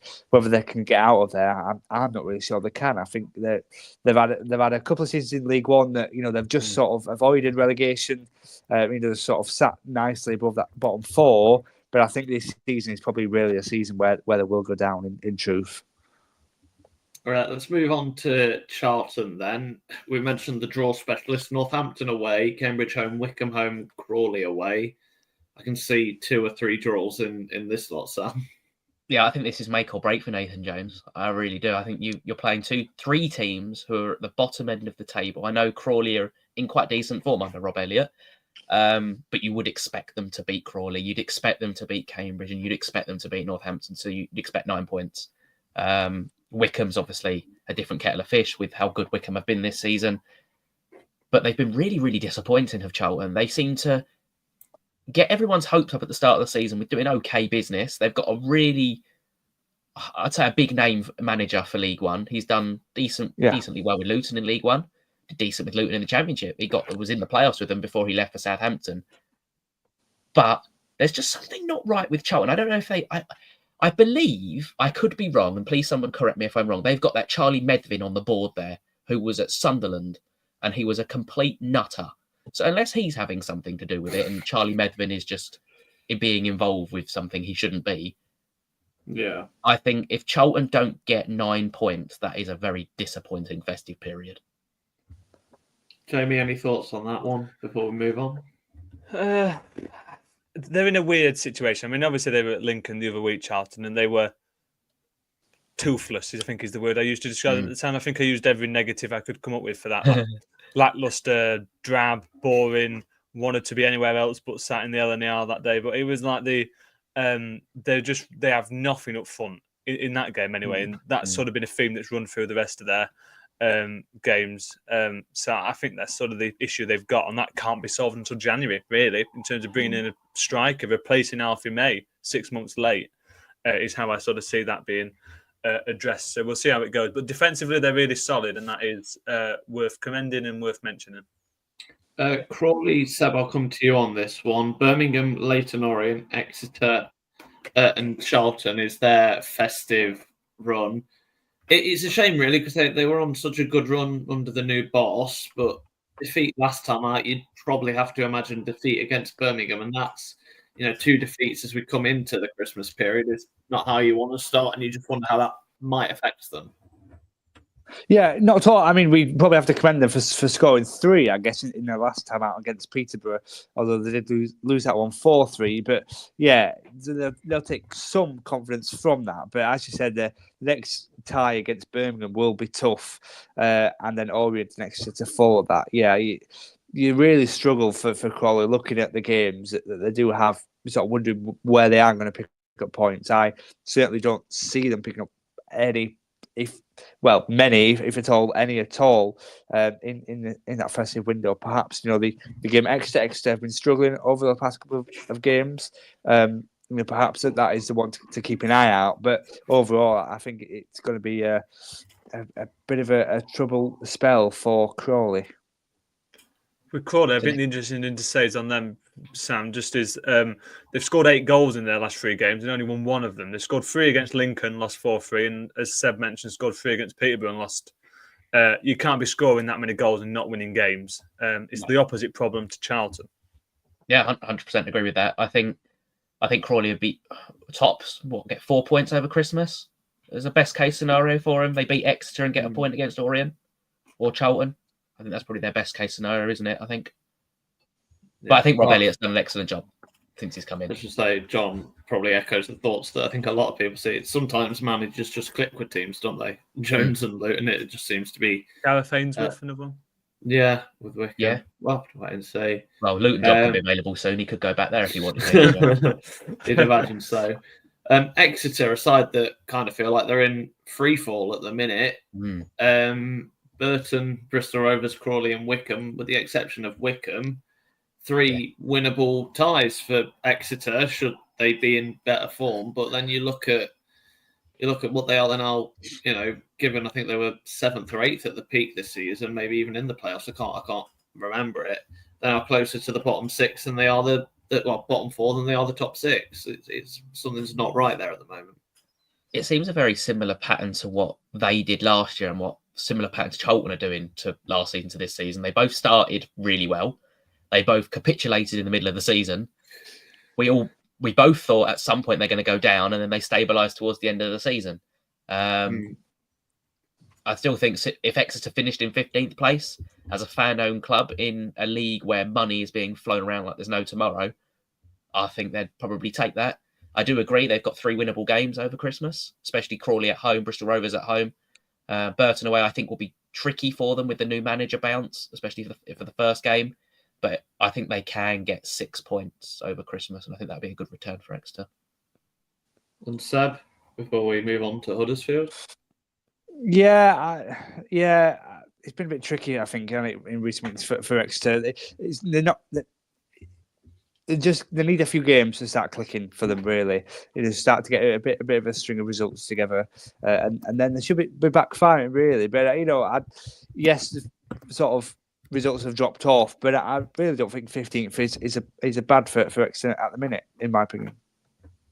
No, they're doing all right. Obviously, we mentioned with the fan-owned nature of them. Huddersfield aside, that I think there were quite a few alarm bells ringing at certain points this season, but say for the huge gap that there is between them and the top three, which, given a couple of weeks, that could easily stabilise. They're doing all right, and you look at their fixtures, with the exception of Stockport, you'd at least back them to get 9 points here, Jamie, possibly even the full 12. Yeah, I mean, they're a really good side, Huddersfield, and they think they showed that in the second half against Lincoln, obviously 2-0 down. And as much as it is awful from Lincoln to squander a 2-goal lead and not claim all 3 points, draw that 1-2-2, Huddersfield at the other side of that coin, they did really well to get back into the game and earn themselves a point. And it shows a bit of tenacity, and a team doesn't know when they're beaten, that old cliche that comes out in these sort of situations. But they're doing quite well. They're up there. That game in hand on Wrexham can put them just a couple of points behind. They're in the right sort of position and where you expect them to be, and they're doing really well, and I expect that to continue really over Christmas. And save us, because Sam will come in on Leyton Orient next. Seb, your thoughts on Huddersfield? Yeah, I think that they've actually sort of, as the season's gone on, they've probably strengthened bit by bit going forward. A few sort of shaky moments, I guess, for them in amongst that. But to be, in amongst the playoff spots, I think is bang perfect to where they would have liked to be, and that's exactly where they are. And Michael Duff's been in the playoff chase before. There's no reason why he can't go on better with Huddersfield this time. For the next team, we cross over to our Leyton Orient correspondent of Sam. I'll just run off for 5 minutes. I'll see you in 5. Yeah, see you in 5. Barnsley, Crawley, Cambridge, Bristol, Rovers. You're 18th. Where do you reckon you'll be after those 4 games? 12th. I think we'll win. Sorry, I need to have another. Sorry, give me a second. I think we'll beat Crawley. I think we'll beat Cambridge, and I think we'll beat Bristol Rovers. League One meltdown. I think we win 3 of the 4, definitely. I think we've massively improved. I think our league position is false. If you look at performances as a whole, other than Shrewsbury, and there was one other game we were garbage, Wycombe, we've been pretty good. We've not been absolutely battered in games. We're always losing by the odd goal. We've seemed to have a bit more going forward about us now. We've changed the way we play, especially going forward. We leave one winger wider. The fullback comes in. And we seem to have 5 people in the box now rather than 1, which we had about 10 weeks ago. Can I draw your attention to John's comment, who said, scoring that goal against us has gone to your head, hasn't it? I tell you what, whoever's buying your Christmas presents this year, don't need to get you any booze, do they? Jesus. No. I firmly believe we will win 3 of the 4. I'm not sure how we'll play against Barnsley, because I don't know what you're going to get with Barnsley, quite frankly. Now do I. No, I think we win 3 or 4. I think we've really turned a corner. We do need 2 wingers in January, to answer Jake's question from earlier. We need a winger in January. Our 2 best wingers are out injured for the season. So I'm fairly content while we're 18th. The table's so tight. A couple, 3 wins, we are probably 12th over Christmas. So I'm fairly content with where we are. So we'll move on to Lincoln, and to make sure this isn't the Lincoln City podcast, we'll try and keep this quite tight between myself and Jamie. Reading, Shrewsbury, Bolton. See you in 5, guys. See you in 5. 5 Go days. Get your own probably. material, Steb. Oh, come on, Jamie. Come on. Reading, Shrewsbury, Bolton, Rotherham. I tell you what, 2 weeks ago I was dreading that.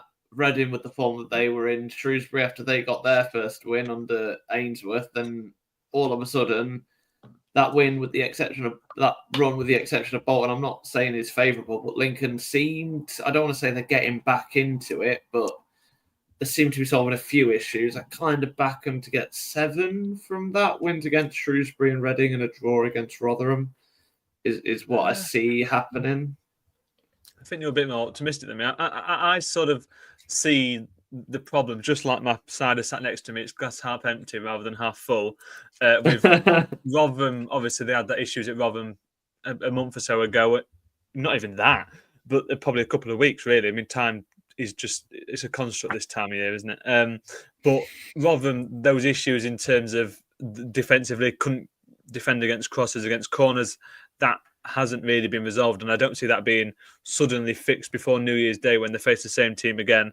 And I think Shrewsbury, you've got similar themes. Obviously, a team who are still struggling, not as much quality as Rotherham, but they have that potential to sort of lump it long, play a bit more direct, and Lincoln are struggling against that sort of team as of late. So I don't see those two being easy ones. Reading they should beat, but every time they've played at 12:30 so far this season, it's been a goalless draw. So that's my prediction for that one. And then Bolton away is never an easy game. So I think it's pretty difficult fixture list. They should beat Reading, they should beat Shrewsbury, and then those last two, Bolton and Rotherham, in and around New Year. I think they're really difficult games, and I think 6 points out of those 4, I think that's a really good return. And for me, that's the ceiling, but I wouldn't be shocked if it's over or under. But yeah, for me, I think that's my expectation. I think, I can't disagree with that. I think come January, I think the Imps need to at least get a centre back in, probably a lone one. Well, that's the thing. Going back to the question earlier on, it is the defence. Obviously, they've got enough strikers, and it's not a problem. You can't just add another striker when you've got strikers that aren't really scoring goals a lot. I think you can. They just don't have the right type of striker. None of the types of strikers. Coming back into form, isn't he, for me? Yeah. I really rate Bailey Cadenacci, obviously on loan from Sheffield Wednesday. He's coming back into form. Ben House is Ben House. Tyler Walker's coming back from injury. Probably deserves a chance, see if he can do something, see what sort of fitness he's in, goal scoring wise, and sort of just being able to be fit and play. So they've got that core. I think that's about much as you're going to need. It's the defence for me. I agree. That Alex Mitchell sort of shape, an on-loan defender would sort most of the problems. I should say we've mentioned it off air. I think the big thing at the minute, they just need to renew Lewis Monson's contract, but that's probably a talking point. And I had an article go out about there today for the to get plug in. There's an article on my Twitter about that. Here we go. There you go. There we go. And anybody want to follow Jamie, feel free to do that, and also follow all of us as well, because why not? We'll move on to Mansfield, and I'm not going to say anything on this one, Sam. I think we've discussed Mansfield before. We've talked them enough, haven't we, really? Yeah, I think if they offered them 11th place at the start of the season, they're probably very happy. They're overachieving. If you look at expected points, they'd be around 18th. Again, if you probably ask them where they'd expected to finish at the start of the season, they'd be happy staying up. So they've got a mixed run, shall we say, over Christmas. Rotherham, Peterborough, Reading, Bolton. You probably I can see at least one win, and that's maximum. Yeah, I think it's a tough fixture list, and we mentioned it the other week. Just not to dwell too much, that they just need to get a win from somewhere, and it'll just sort of appear. They won't. Maybe with a game they play badly in, that's the one they'll win. They just need a win on this really bad run. I think it's 7 or 8 now without one in the league, and it just needs to happen. And yeah, like you mentioned, Sam, it's a difficult little fixture list, a little run over Christmas, but they just need a win from anywhere, and it can turn around really quickly for them. Northampton, a side that I think 19th, I can imagine them just staying there for the rest of the season. If I'm honest, they don't really seem like a side that I don't want to say belong anywhere other than 19th, but it kind of just looks right as Northampton and 19th. Charlton, Reading, Shrewsbury and Stevenage, their run of fixtures. Seb, what do you make of that? Yeah, well, actually, they were probably punching above their weight a little bit earlier on in the season, Northampton, more towards that mid-table area, if you like, sort of 13th, 14th place. But they seem to have dropped in the past few weeks. Obviously, combine that with John Brady leaving as a manager, and things are not looking so good for them at the minute. As you said, you mentioned the festive games. I think some of them are doable. They have Shrewsbury on the 29th of September, and they have Charlton at home on the 21st. Boxing Day is away at Reading, so it will be a tough one. And then New Year's Day is at home to Stevenage. So I can certainly see probably 4 points from the three that I mentioned this side of the new year. So I think 4 points would be good, a win and a draw, and then defeat perhaps to Reading. I think that they should be pretty happy with that, I think. And yeah, I mean they're probably going to surprise us. The big thing, the big thing really is in terms of what happens with this manager situation and who comes in and what happens really headed into the transfer window. But yeah, I think 4 points from that festive fixture list this side of New Year, I think would be good going for Northampton. I've made my thoughts on Peterborough very well known. I think there's one word that describes them, and that's bipolar. That they're great and they're terrible at the same time. Yeah, I think. I mean, Yeah. Sam, we talk about it all the time, so I'm interested to get Jamie's thoughts on it. That I think bipolar is the word that sums them up completely. Yeah, I mean, me and Seb have very similar sort of conversations. The word I always use for them is inconsistent. And you can sort of leave it there with Peterborough. I mentioned it, you hate predicting Peterborough because they'll win 4-0 and then lose 4-0. They're a really odd team, and I feel a bit like a broken record, keep saying it, but they just lost too many of that core in the summer, and they've not really replaced it. And they're sort of feeling the downsides to that. Yeah, couldn't agree more with Seb? Yeah, So- as Jamie said about Peterborough. They're like the most entertainingly frustrating team in existence. Reading, it feels like they're just a kind of a constant thread at the minute. We know what we kind of expect from them, but it kind of feels like we know where they're going, and with the greatest respect, and we don't like predicting this with them because I think Reading have been, at least on the pitch, one of the feel-good stories of this year, probably one of the feel-bad stories off the pitch. But it does feel like a slippery, dare I make it festive and just a slow sled trip down the hill. A Christmas pun. Finally, we've got a Christmas pun. I'm taking an hour now. Yeah. To be honest, I think they've got quite a nice fixture list over Christmas, which could be quite big for them before they lose their key players in January. Lincoln away is going to be tough. Northampton at home, they're very, very, as we know, they're very, very strong at home. So they'd be looking to beat Northampton and Mansfield, maybe get a point away at Cambridge because they're really, really poor away. If they got 7 points over Christmas from them 4, I think they'd probably take that. Seb, your thoughts? Yeah, couldn't agree more. Oh, go on, Jamie. Go on, Seb. Yeah. Well, I couldn't agree more, really. Yeah. Keep it I short. feel like it's fairly obvious. We're all trying to get to these answers. That's what we're doing here. Yeah. Enough of the football. Let's get to the quiz. Rotherham, they're a side that I feel like we labour on about them so much. We know what they can do. We know what the game they're trying to play out. They did it to perfection against Lincoln, did they? But yeah, 100%. Yeah, I mean they won't stay where they are. Is how I feel about Rotherham. That they are underachieving hugely, and that won't go on forever. That they've started steadily to turn the corner. 3 wins in a row in all competitions. Obviously, starting with that one against Lincoln, where they just did a job on Lincoln. Yeah, Adam Jackson went off early with an injury, and then it was just crosses into the box that Lincoln couldn't deal with. Scored the winner from a corner, and it was as simple as that. Throwing balls into the box, and they eventually come good, and they've got a pretty decent little run. Mansfield and Wigan away and at home should be winnable, you'd expect for Rotherham, and then Stockport and Lincoln.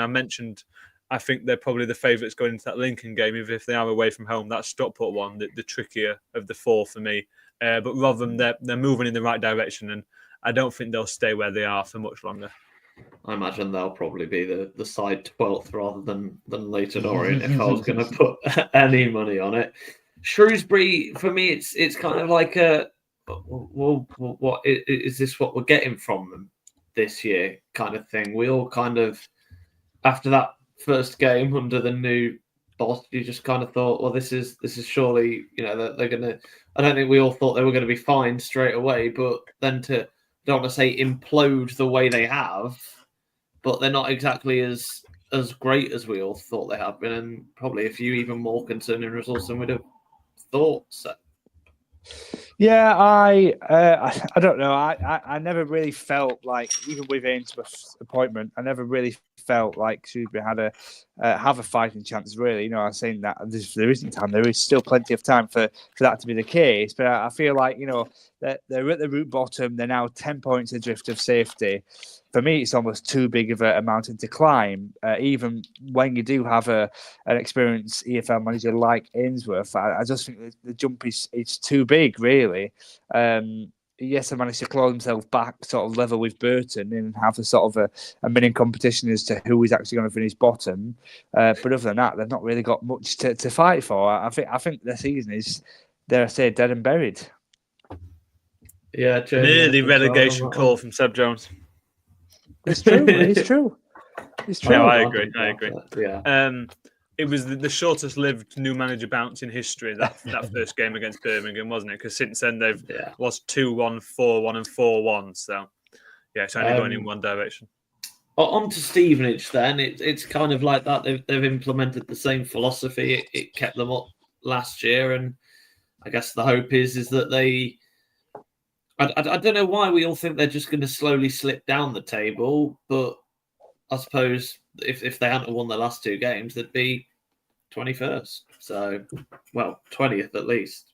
So, I guess it's kind of like just they get these mini runs of back-to-back games where they get wins, and that's keeping them afloat. Sam? Yeah, the thing with Stevenage is they're so good defensively, aren't they? They have the ability to grind a team down near enough, and they'll get a cheap set piece, and it's always bloody Piergiani at the back post with his stupid hair heading it in. I hate that man with a passion. If you're listening, Carl, sorry. I didn't realise he was drinking, Sam. I hate that man so much. I hate him. And he always scores. That copper he's made's gone to his head, hasn't it? It's the Long Island iced tea. That's what it is. Yeah, but the thing with Stevenage is they'll probably win their two. They'll probably beat Bristol Rovers. They'll win the games they need to. Alex Ravel went in there with a motto of he wants to change the way Stevenage play. He's not done that. He's basically kept everything the same, which is probably for the best at the moment with the current group of players he's got. So yeah, I think Stevenage are pretty happy with how their season's gone, to be honest. With the exception of, I suppose, I think we'll go away from the alphabetical order because it makes sense to do the last three of the last 4 teams in a row kind of thing. But Wigan in 16th, aside that I don't really know what we all expected from them this year. I think we kind of all expected a little bit more, but then on the face of it, not a huge amount more. Give them 2 more points and they're up into 11th, and we'd have said that had been great. It speaks to how tight it is, Jamie, doesn't it? But they're doing all right, but nothing spectacular. Is this Wigan, you said, yeah? Yeah, Wigan. The darts, to be honest with you, mate. But anyone that is watching along, all credit to you, because I've got the darts that's taking my fancy there. The lad who hit the 2-9 darters is out. Which is quite he's lost. But anyway, back to the football on this League One podcast. Yeah, Wigan, I think I put them fairly mid-table at the start of the season. I mean, Sam, you can correct me if I'm wrong. You looked at it earlier on.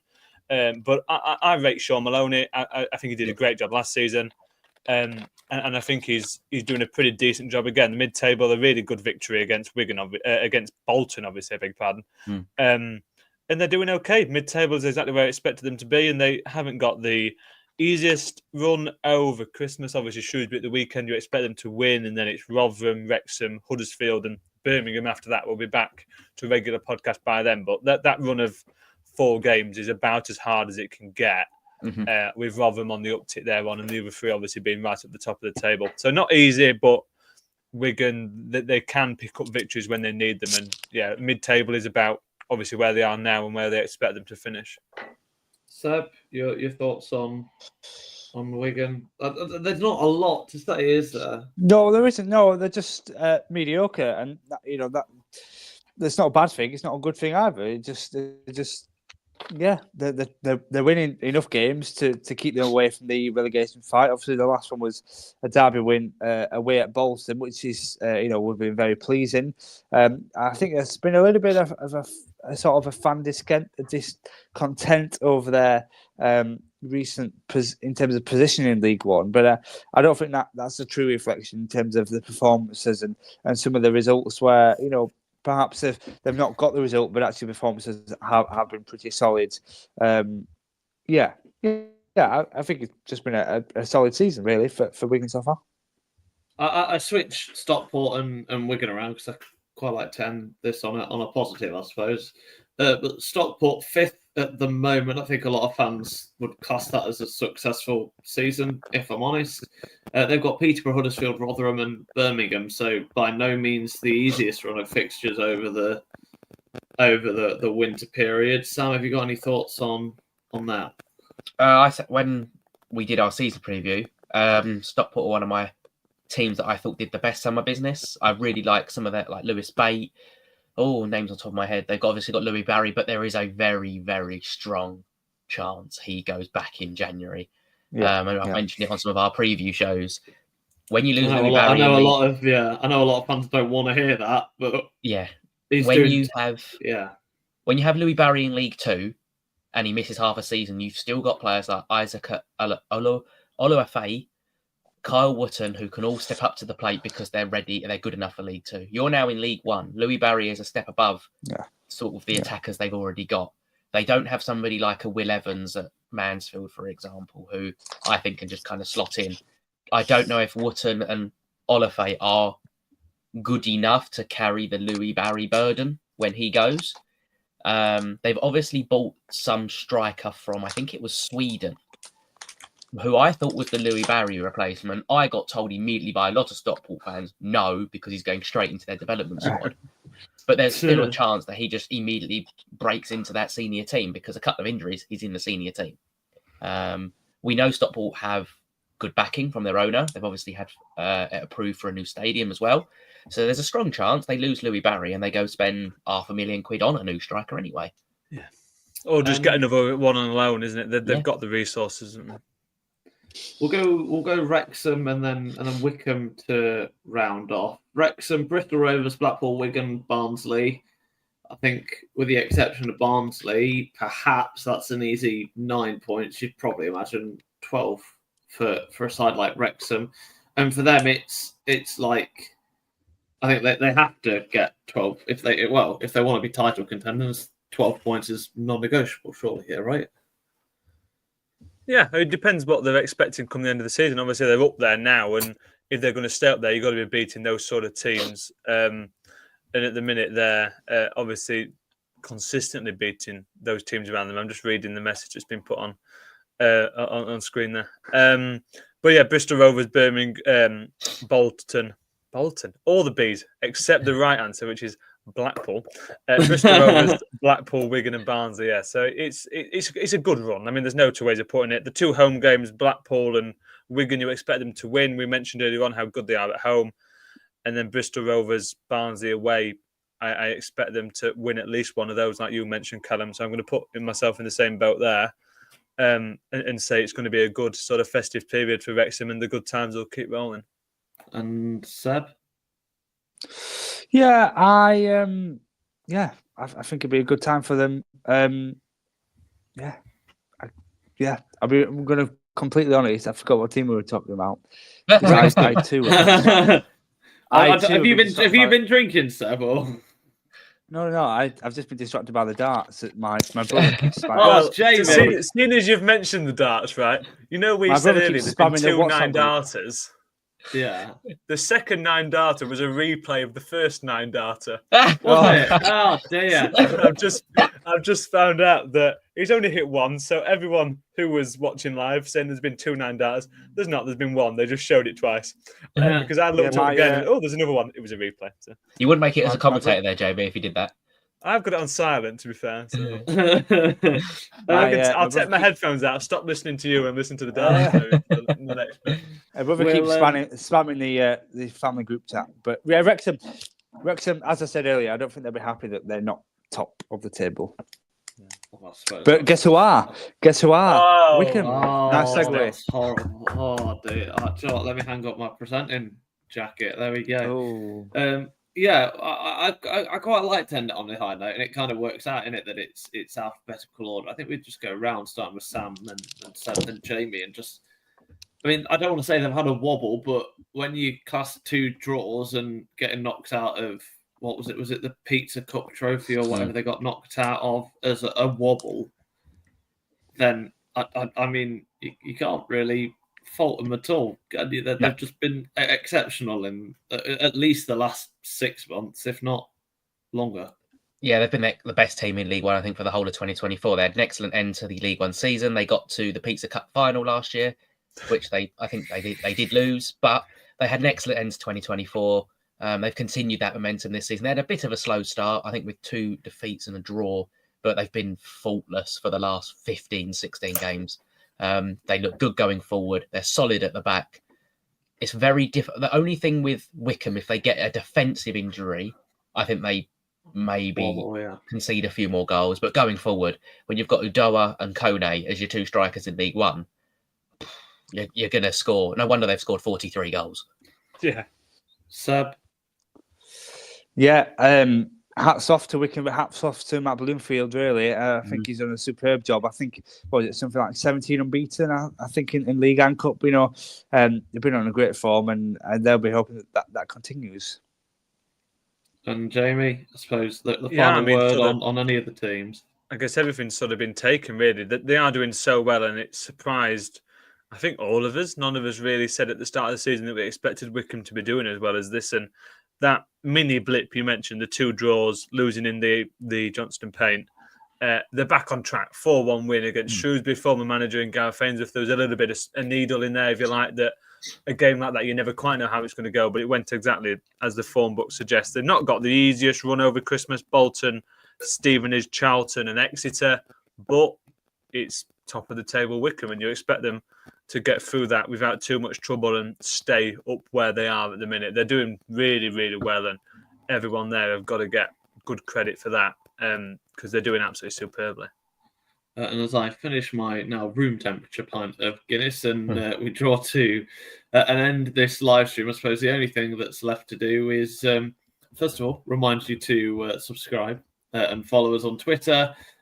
Give us a like on the live stream, and obviously this will go up, I believe, as a podcast or a way for you to listen afterwards as well. So feel free to listen back. But the hat is on, and it's time to get those all-important answers and to get the most out of the production value and play the jingle. Get that jingle on. Hello and welcome to the League One Lowdown quiz. Please welcome your host, Sam. Tonight, he is joined by guest Callum, Jamie and Seb as they battle it out across 4 rounds of the most intense questions ever brought to a League One related Christmas quiz on a Wednesday evening. Let's get into the show. That is a brilliant jingle. The bit of paper didn't kind of work. I put Quizmaster on it. It doesn't. The camera doesn't focus on the words. Now I look like a bit of an idiot. But hey ho. I've just noticed on the 3rd listening of that jingle that it sounds like Kiosk Kev or Kiosk Keith, whatever it is from I'm a Celeb. I'd love to know who it is that did that voiceover. I'd like to say congratulations to him. Absolutely brilliant. Right, so the answers we have on the right-hand side. Ryan, our producer, has made 10 brilliant wrong answer clips. Oh no! So I'm hoping, and I think all 10 will get used. So. If they don't get used, we are going to be playing them all. So don't you worry about that. So have you all got your pen and papers ready? No cheating. Get ready, and everyone in the chat. Add up your answers as well, and stick in what you've got in the end. I wrote in pens and I'm marking in pencil, so I definitely no cheating. Just like We're a not teacher. Marking in green pen to be like proper like. Oh, hang on. We get a green pen out, just like we will pop it back at. Got a green pen. Lovely. There we are. I've got my green pen. Right. So the first one, we'll start with the Christmas round as normal. The answer to question 1 was Silent Night, which was God. Yeah. Everyone's going to get one point Shall we there. go around and say our answers before you read them out, Sam? Yeah, we can do that. Yeah, if you didn't get question 1. Do we all get Silent Night for that? I got Silent Night. We all got Silent Night. That was in the question. The second question, which was the country where the Christmas tree was first popularised. We'll go in order of you're on screen. So Callum, Jamie, and Sam. I went with Norway. I also put Norway. I also put Norway. It's incorrect. It's Germany. So the fuck's first sake. clip. Fair or not? Well, you know and I know it's not fair. I think everyone watching at home knows it's not fair. So that is the first wrong clip. Everyone's favourite manager, Big Oh, what a Steve. grumpy bastard. No, it could be getting used again here because I don't think any of you are going to get the next two either. Number 3 was who wrote the famous Christmas poem "A Visit from St. Nicholas." I went with the only sort of bloke that I know, Edgar Allan Poe. I went for the I went for the only poet I knew, which was Edgar Allan Poe. I agree. So, Oh, God. Oh, no. I went for St. Nick. I've had this referee before, so I don't think he's very good. Not just about today, totally. Not very good referee. So unfortunately, you're all wrong again. Are all these clips Steve No, Evans, yeah. or- Yes, they are. They're all Steve Evans. So the answer was Clement Clark Moore. Oh, because I know who he is. I know who he is. Number 4, what is the traditional Christmas gift giving figure in Scandinavian folklore? I went St. Nicholas. I put Lars Sorensen. I put Yuletide. Time. No. What's he get paid for? So the answer was Joto Muten. No clue. No, don't know. Say that again, number Sam. I mean to 5, say that again. Jul To Menten. Okay. Jultomten. If anyone's got that in the Pronunciation chat, fair play. You definitely Googled it if you did. What is the name of the festive Christmas drink made with rum, spices, and fruit? I mean, I just went with punch. Because I don't have a clue. I've put eggnog, but I don't know if that's made with rum. I put mulled wine. Okay, well, No, it's 2 not. of you are unfortunately. But we don't expect the referee to acknowledge that. We just expect the referee to do his job. So unfortunately, 2 of you are wrong. 1 of you is correct. Jamie, you are correct. It is eggnog. Eggnog's not got rum in it, has it? According to my Googleness, it has. Thank you. Callum's now going to Google the answer. Sorry, Make sure I'm what? correct. For people listening to this later on, I'm doing the Alan Shearer celebration. It seems appropriate. So how many clips we got left? We've got 6 clips. So let's see if you get 6 incorrect answers in the next. I think we 15 will. clips. So the first one is, which League One club has the most clean sheets in the league this season? I went with Wrexham. I've put Charlton. I think it's Exeter. They keep doing it to us. We have to somehow go above these decisions to get in these players. Oh, is it Reading? Well, two of Reading? you are wrong. Callum is the correct answer. Oh. Wrexham have the most clean sheets this season. Someone put that in the chat. I shouldn't have ignored it. Callum's been reading the chat, hasn't he? Someone put that in. I believe they had 12 clean sheets, Wrexham, this Wow. season, which is 3 Because more than anyone Nathan else. Jones the other week was gloated about having 9, and I was like, that's got to be Yeah, he had up near the that's, top. that's second place. That's 9, and then Wrexham had 12. So the next one, there is 2 points available here, 1 point for each player. Which players in League One are level on most goals and assists combined? I just went with Keeler Dunn and Louis Barry because I can't think. I went for Louis Barry and Jay Stansfield. Okay. I went for Louis Barry and Alfie May. So Louis Barry, is it? all of you have got 1 point. Louis Barry is correct. The other player is Kwame Poku. Of course. Wow. So I'll give you all the point. He's out injured, you see, isn't it? I You won't just play the don't clip think because about I've got a people who point. are injured. That makes sense. But you got 1 point, so I think at We least should have got that. I feel like a lot of people in the chat would have got that. The next one, I reckon this could be an interesting couple of answers. Which players are the top scorers in the league for each of our supported clubs, Orient, Lincoln, and Barnsley? So I know Cadamartri is Lincoln's top goal scorer in all comps. So I just put him down, even though it was just league. Well, shall we do it by club? Is that going to make things more We can do it by tense? club. Difficult. So we'll Yeah, do Orient I'll- first. Orient first, then I went Yeah. Adji. I put What a Charlie guy. Kelman. Is anyone I could think of at the time? Okay. I put Adji as well. It's Charlie Kelman's the correct answer. Oh. He's got 4 in the league. Aji has more goals, is the top scorer in all competitions because he loves scoring in a cup. Lincoln is next. Cadamartri. I think it's Ben House. I put Ben House as well. Jamie and Seb, correct answer. It's Ben House. Yes. This league thing's ruined me. And on that note, if anyone wants to be Sam's new co-host on the League One Lowdown, we are looking for people to. I don't know my own club. And then Barnsley, as I mentioned earlier, this is the club that has 2. Yes. There's 2. Barnsley is the club with 2. I will accept either answer. I mean, I just can't think of any strikers. I just went Keeler Dunn. We accept both. I've put Adam Phillips. I've put both Adam Phillips and Davis Keeler. Yeah, that's correct. You only get Oh, 1 look at point. that. Yeah, you So should all get 1 point. So Do You only I get one not get? point. No. Stop No. sucking up to me. Get out of it, yeah.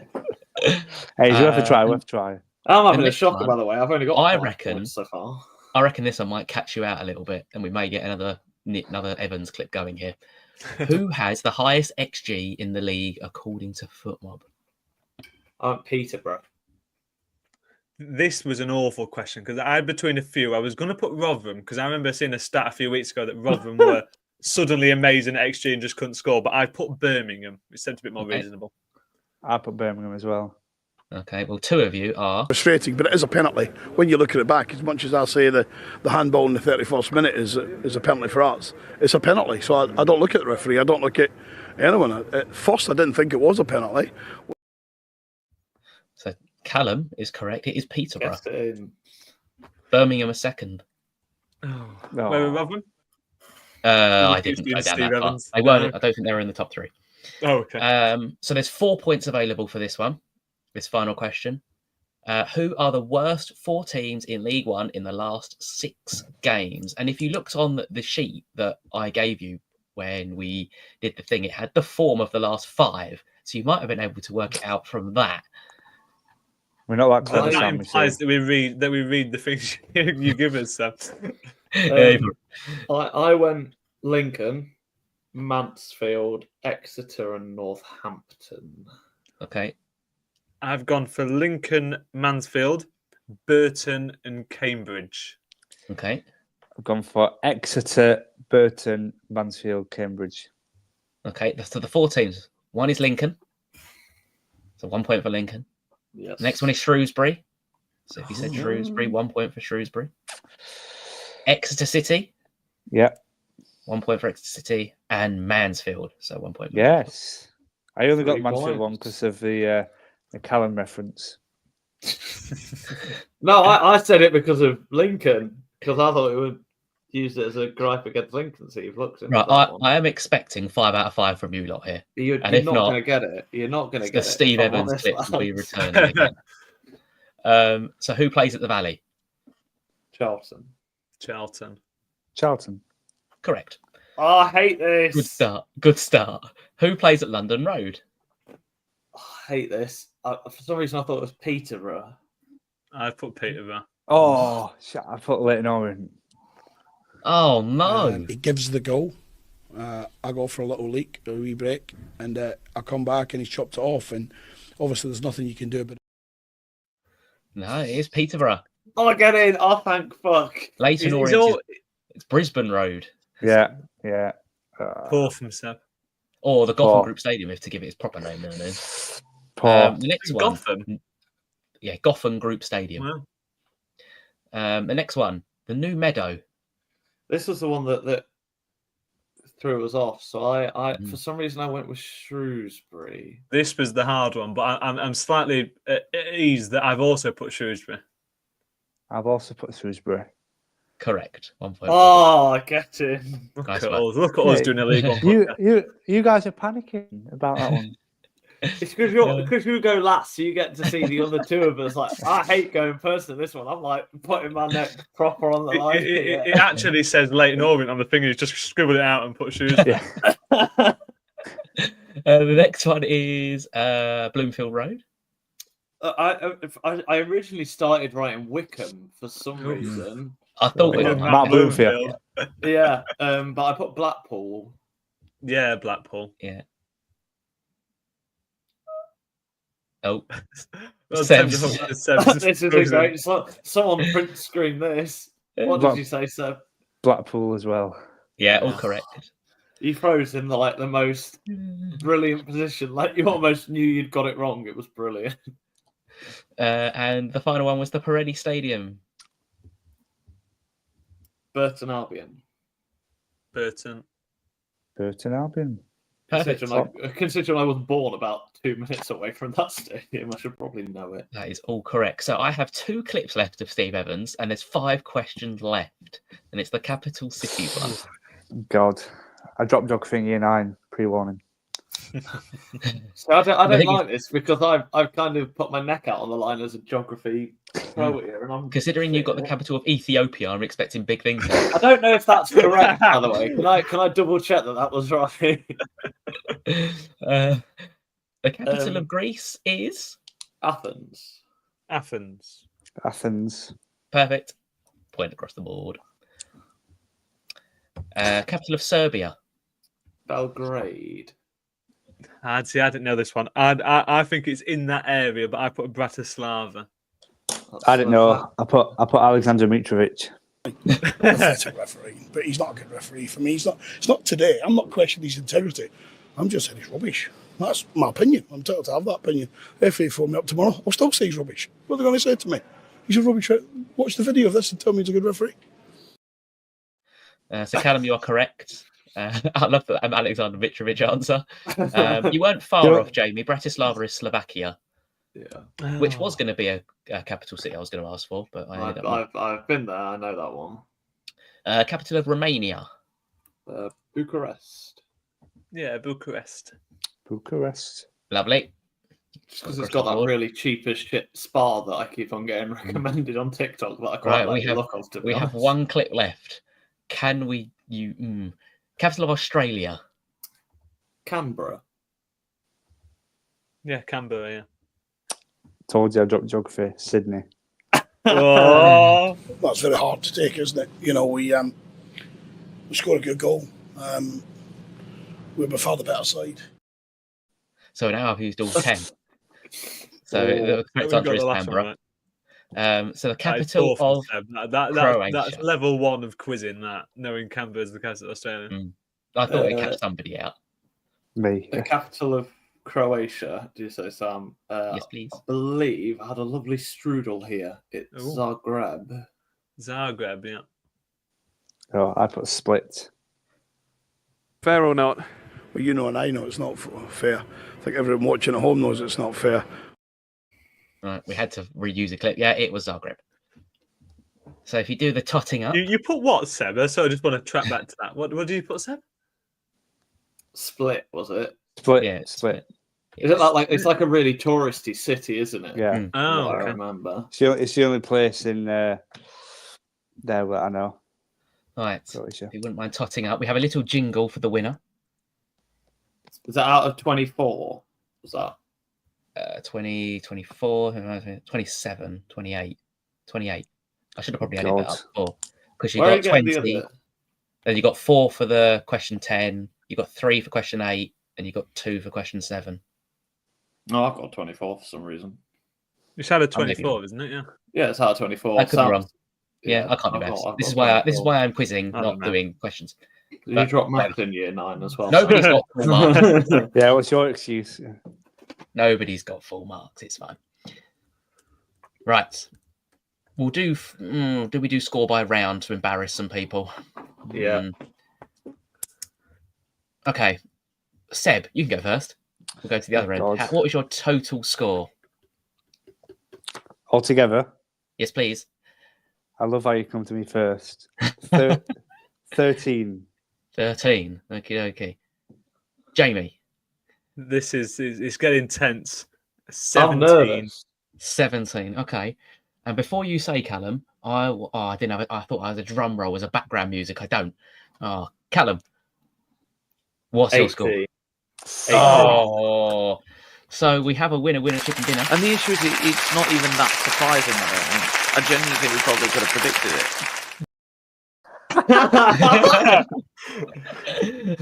So congratulations, Callum, on winning the quiz. Brilliant. Jamie and Seb, would you like to see your ones? Go on then. Yeah. We'll do Seb Can't give first. too much away, but I can tell you it wasn't me in the blue stretch lycra. I can tell you that. But no, it's good. What's that even from? From Gladiator. I was chatting about Gladiators, I think. And then Jamie's one. Yeah, a really awful game in some really awful weather conditions. You can tell that Jamie's the sensible one of the group here. Yeah. Oh, well, that was a lot of fun, wasn't it? Oh, Well done, Carl. Fantastic. Great work from the quiz master there, Sam. I'll be honest, Thank you thanks, very Sal. If it wasn't for those capital rounds, I think I might have been in the mud there. But Let us know if anyone did it with us in the chat. See how you got on, if you did better than us. I have to say, I'm gutted probably that did. I've lost there. I'll be honest. When we started this live stream, we said 90 minutes would be I enough, know. but We've we've done it. ended up. Here we are at 2 hours and 6 minutes gone now. So I suppose, not to be the bearer of bad news, but it is very much bedtime for all of us once the darts has finished. So it leads me to say a Merry Christmas to everyone and a Happy New Year. We'll be back for not New Year's Day, is it the game week after that, I believe, which The weekend State- of the 4th. I think it's The the week 2nd of of that January, one. our next podcast, I believe. So yeah, we'll be recording on the 2nd of January. I imagine me and Sam, and then business will resume as usual from that point onwards. So thank you everyone for joining us this year. It's been a lot of fun getting off the ground. If you want to give someone a nice Christmas present, then feel free to share this podcast with them and give them something that will last them long into the future. But suppose let's go around the circle and wish everyone a happy New Year and Christmas. Sam, we'll start with you. Merry Christmas, everyone. It just sounds like a bit of what you did in nursery. We just go around the circle and just say Go the same on. things to each other. I just felt a bit selfish saying the whole thing. So I was like, if at least everyone can have a Christmas message, that sounds a bit better. Hope And you, everyone has sir? a lovely Christmas and eats too much food. Yeah. For all the guys in France, Joyeux Noël. Oh, Oh, I some can't wonderful compete with that. festation. Fancy. yeah, Merry Christmas from me. I was trying to think if I knew a different foreign language than French, but I don't. So it's just a Merry Christmas from me, and thanks everyone for listening and watching throughout the year. And I think it leads for me to say that the final words, Merry Christmas and a Happy New Year to all, except if you live in Mansfield. Good night.